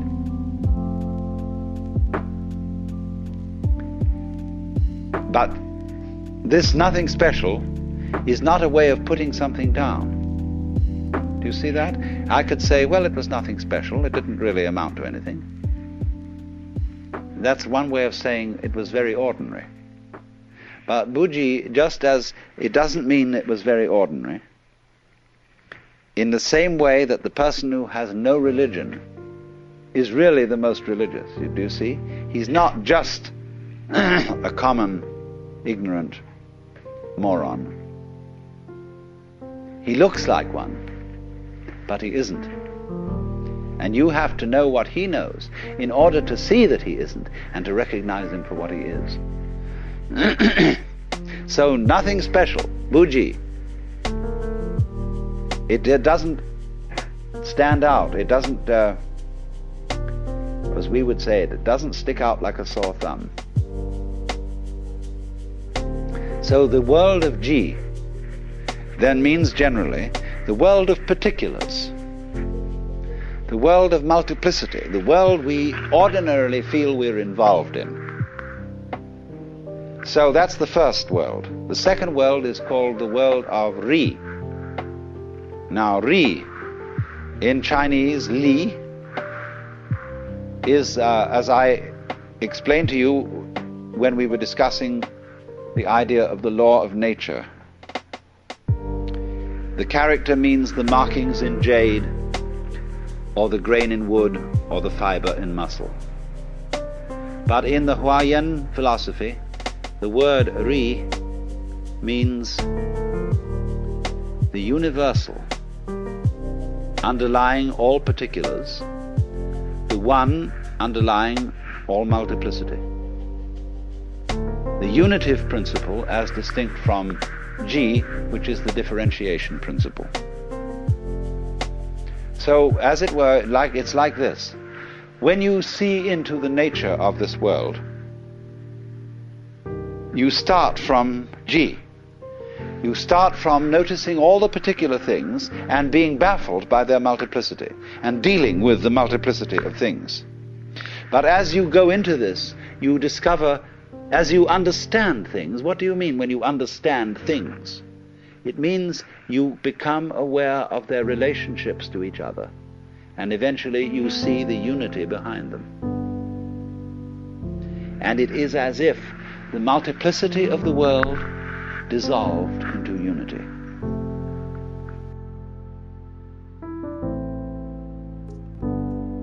You start from noticing all the particular things and being baffled by their multiplicity and dealing with the multiplicity of things. But as you go into this, you discover, as you understand things. What do you mean when you understand things? It means you become aware of their relationships to each other, and eventually you see the unity behind them. And it is as if the multiplicity of the world dissolved into unity. And so here you encounter a problem. I can see the world as a unity. I can see the world as a multiplicity. But how the devil am I going to put the two visions together? If I am to be a practical success in business, in family life, and so on, I have to observe the world of particulars. It's particulars that matter. I have to know chalk from cheese. But if I become a saint, a monk, or a hermit, then or even perhaps a poet or an artist, I will forget about the practical matters and contemplate the unity, the secret meaning underlying all events. But then all those practical people are going to say to me, you're falling down on the job. You've escaped from life. Because they feel that the world of particulars is the real world. But the other guy says, no, your particulars are not real. You make a success of things, yes, but it's completely temporary. You think you're an important person, that you're really contributing to human life. But actually, your success in doing this sort of thing lasts for a few years, and then you fall apart like everybody else does. Where's your success now? When you're dead, what happened to the millions of dollars you made? Where are you? They're all gone. So that isn't real from the standpoint of the person who concentrates on the unity. So then, to perfect our understanding, we have to go to the third of these worlds, which is called Ri-ji-mu-ge. Now, that means between Ri, the unity, and Ji, the particulars. Mu, there is no, Ge, block. That means the world of the universal and the world of particulars are not incompatible. Let's take two very different things and see how they can be united. Take shape and color. Never in a million years can you, with a black pencil that can draw shapes, make red.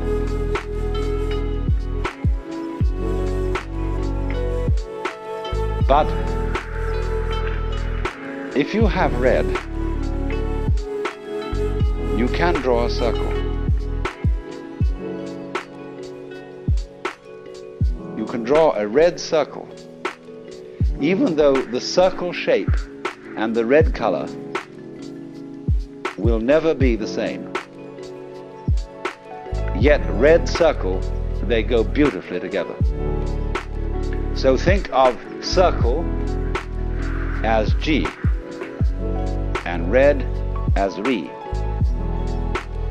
The circle is the particular, the color is the universal. They go together. So then we might say the properly rounded out person is both spiritual and material, both otherworldly and worldly. This is the supreme attainment of a human being, to be both. Don't get one-sided. A person who is what you might call just a materialist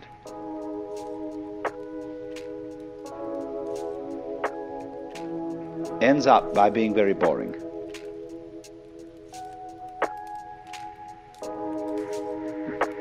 It's you know, you can live the successful life of the world and you can own every kind of material refinement. You can have the most beautiful home, delicious food, marvelous yachts and cars and everything. But if you have no touch of mysticism, it eventually is all perfectly boring, and you will get tired of it. Then on the other hand, there are people who are purely spiritual, and they live in a kind of dry world where all luxury has been scrubbed away, and they are very intense people. When you're in their presence of a very spiritual person, an excessively spiritual person, you feel inclined to sit on the edge of your chair.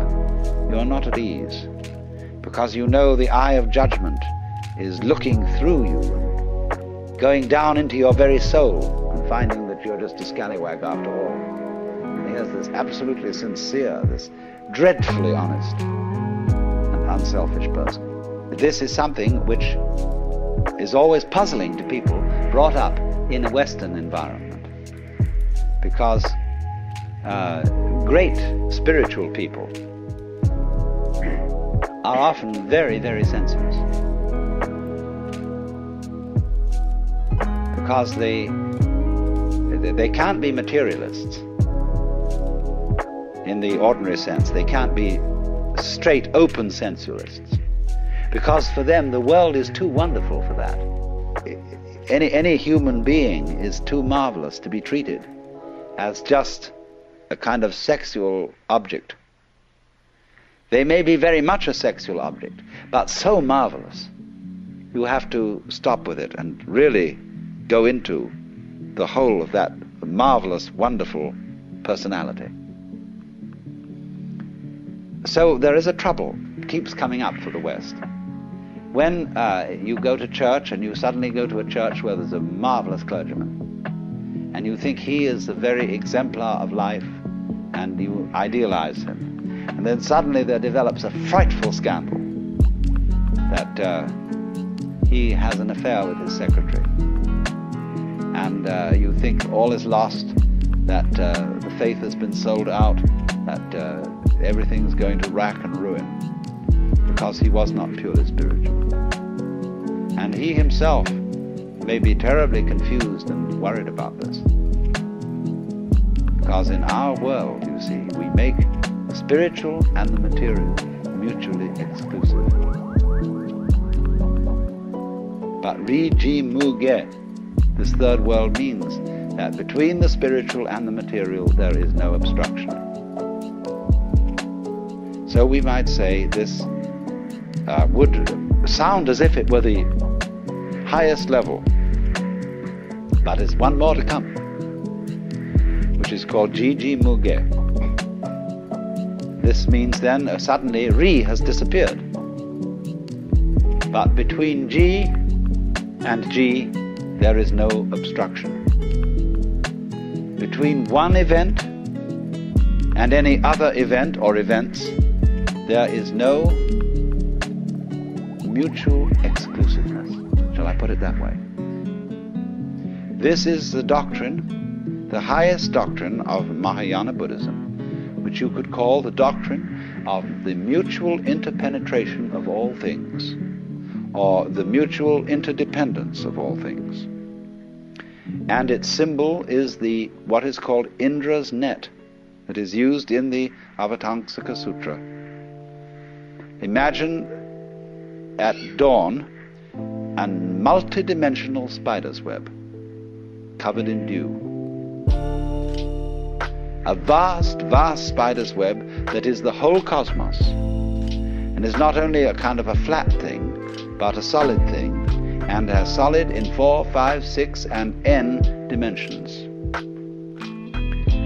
covered with jewels of dew, all of which have rainbow coloring, and every drop of dew contains in it the reflection of every other drop of dew.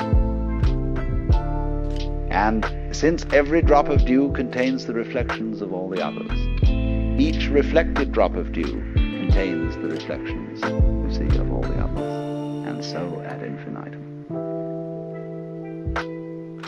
Now this is the Mahayana vision of the world, which is to say, this is relativity, that whatever exists in this world and is characterized as something particular, as a thing, as an event, as something or other, you see, as a unit,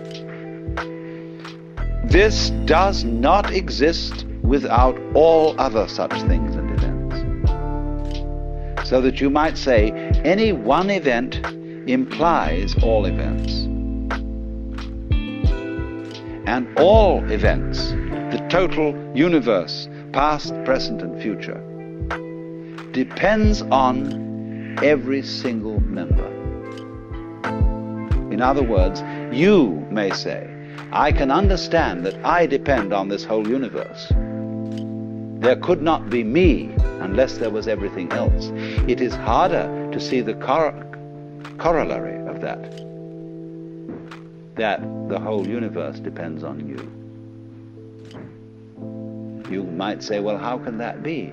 Because I come into being, and then I go out of being, and before I was born, I'm sure the universe was here, and after I die, I'm sure it will go on. How can you say then that the whole thing depends on me? Very simply, it depends on supposing you're dead, and we're talking about someone in the past. Let's say we're talking about Socrates.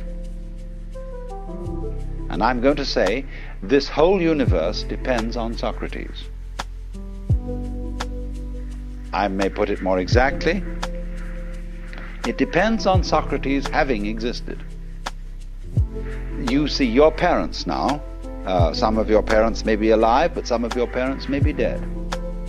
Without your parents, you would not have come into being. So you depend on your parents, even when your parents have gone. So everything, even when you disappear, the universe will still depend on you, on your having been here. Or if you have not yet arrived, it depends on your going to be here. So we can say, obviously, going back to Socrates, the fact that Socrates existed tells us something about the kind of world we're living in. This world once Socratized. And that Socrates and his wisdom was a symptom of the kind of universe we're living in just the same way as I showed you that an apple is a symptom of a tree. A certain kind of tree tells us something about that tree, what it functions, how it produces things. So a world which produced Socrates, or a world which produced John Doe, who was nobody in particular, and nobody ever remembered him or thought to write his biography.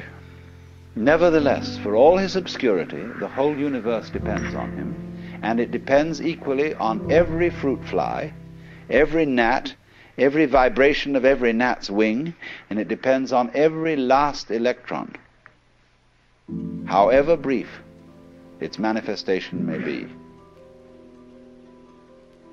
So that what this is saying is that everything that there is implies everything else. And all those other things, collectively, in their totality, which we call the universe, in turn imply each individual object, event, and so on. That's the meaning of Indra's net. So that this is called in Zen to take up a blade of grass and use it as a golden Buddha 16 feet high.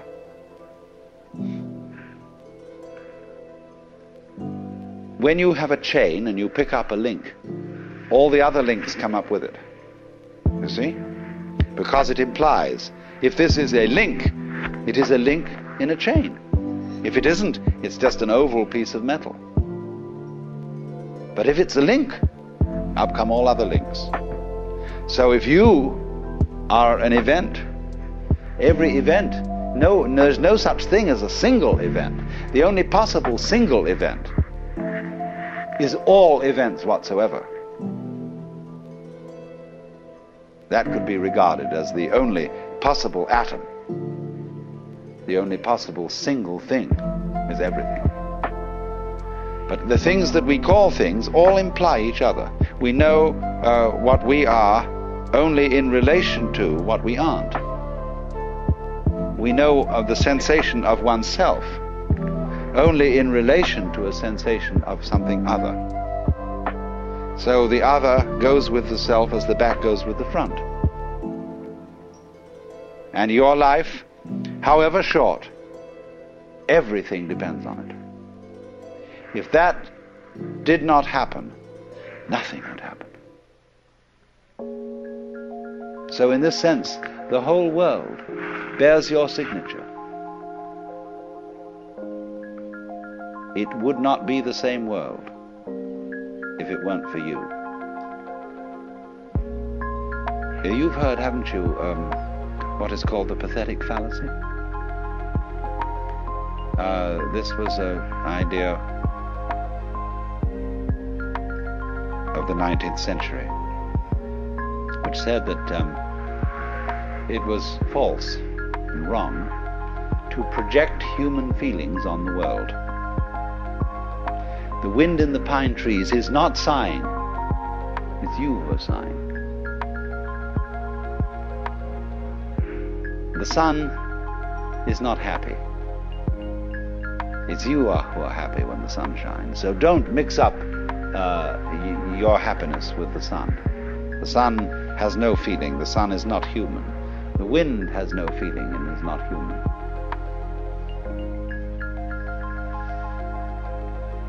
The poet says, the moon doth with delight look round her when the heavens are bare.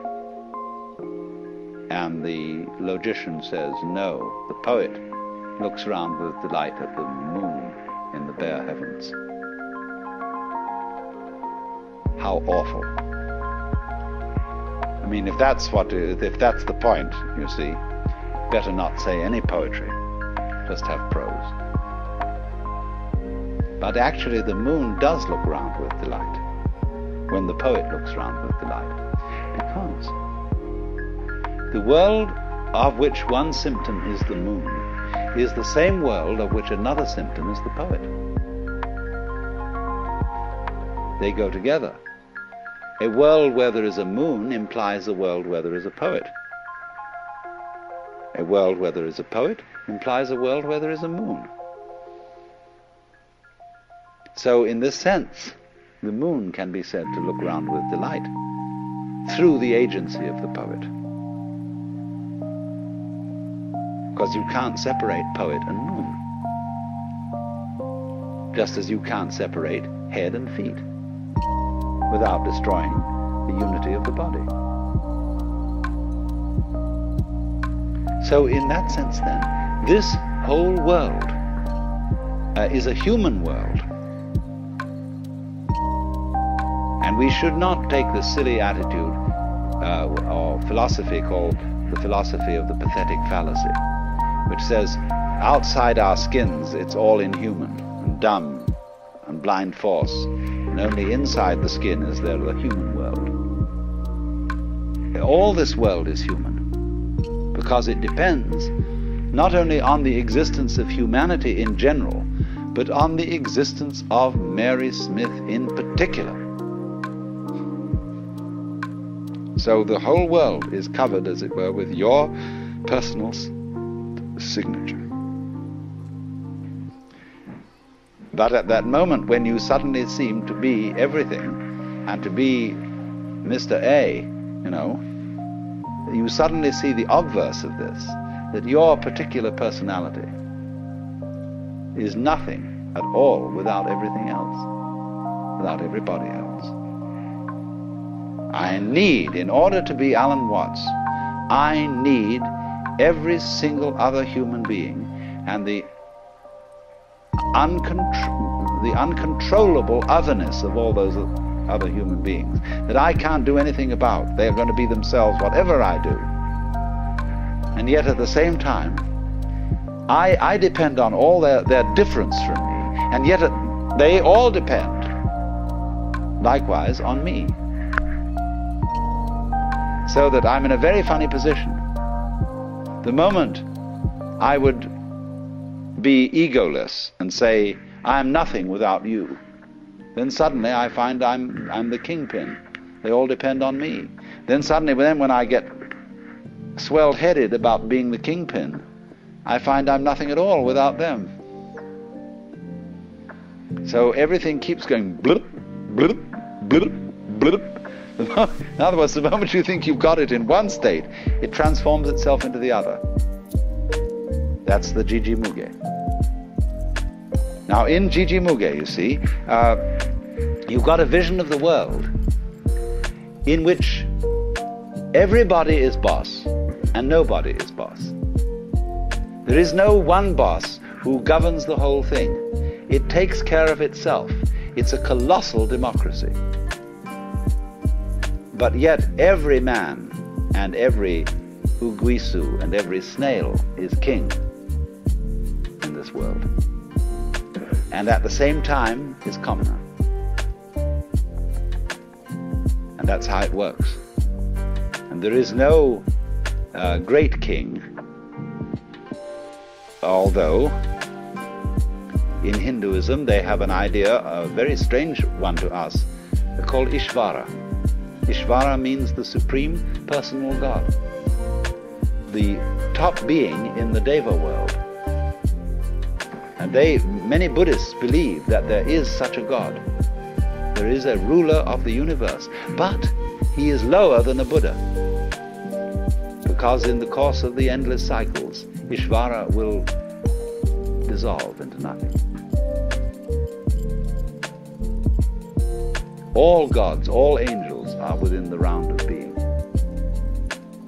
It's a very curious idea to our minds, and therefore, although Buddhists believe in God in that sense, they don't take it importantly. There are no shrines in Buddhism to Ishvara.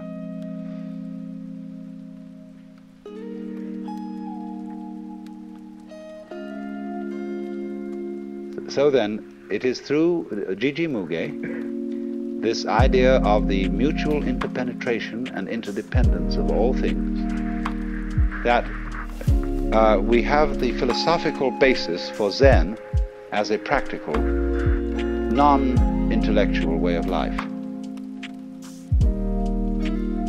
Because of the realization that the most ordinary event, the charcoal brazier, the mat, soup for dinner, sneezing, washing your hands, going to the bathroom, everything, all these so-called events, separate events, imply the universe. So this is why Zen people will use the ordinary event to demonstrate the cosmic and the metaphysical. Only they don't rationalize it that way. To see infinity in a grain of sand and eternity in an hour is still Riji Muge and not Jiji Muge. Jiji Muge is when you offer somebody the grain of sand, for God's sake, stop thinking about eternity. Here's just the grain of sand. There is no difference between the grain of sand and eternity. So you don't have to think about eternity as something implied by the grain of sand. The grain of sand is eternity. So in the same way exactly, our sitting here at this moment is not something different from nirvana. We are nirvana as sitting here exactly like this, you see. So you don't have to say any philosophical comment on the grain of sand or on our sitting here. That's called legs on a snake or a beard on a eunuch. You put legs on a snake, you see, and you embarrass the snake in its motion. And a eunuch doesn't need a beard. We would say in our idiom, don't gild the lily. Or Zen would say, don't put frost on top of snow. So all what you might call specifically religious activity is legs on a snake. Eventually this is going to be eliminated, just as eventually we hope that government will be eliminated and will become unnecessary, because every individual will be self-governing and therefore relate properly to his brother, and the state will vanish. So too at the same time the church will vanish. And that's why in the book of Revelation in the New Testament it is said that in heaven there is no temple, because the whole place is the temple. So when we achieve the fulfillment of Buddhism, there is no Buddha, no temple, no gong, no bell, because the whole world is the sound of the bell. And the image of Buddha is everything you can look at. So a Zen master was asked, mountains and hills, are they not all forms of the body of Buddha? And the master replied, yes, they are, but it's a pity to say so.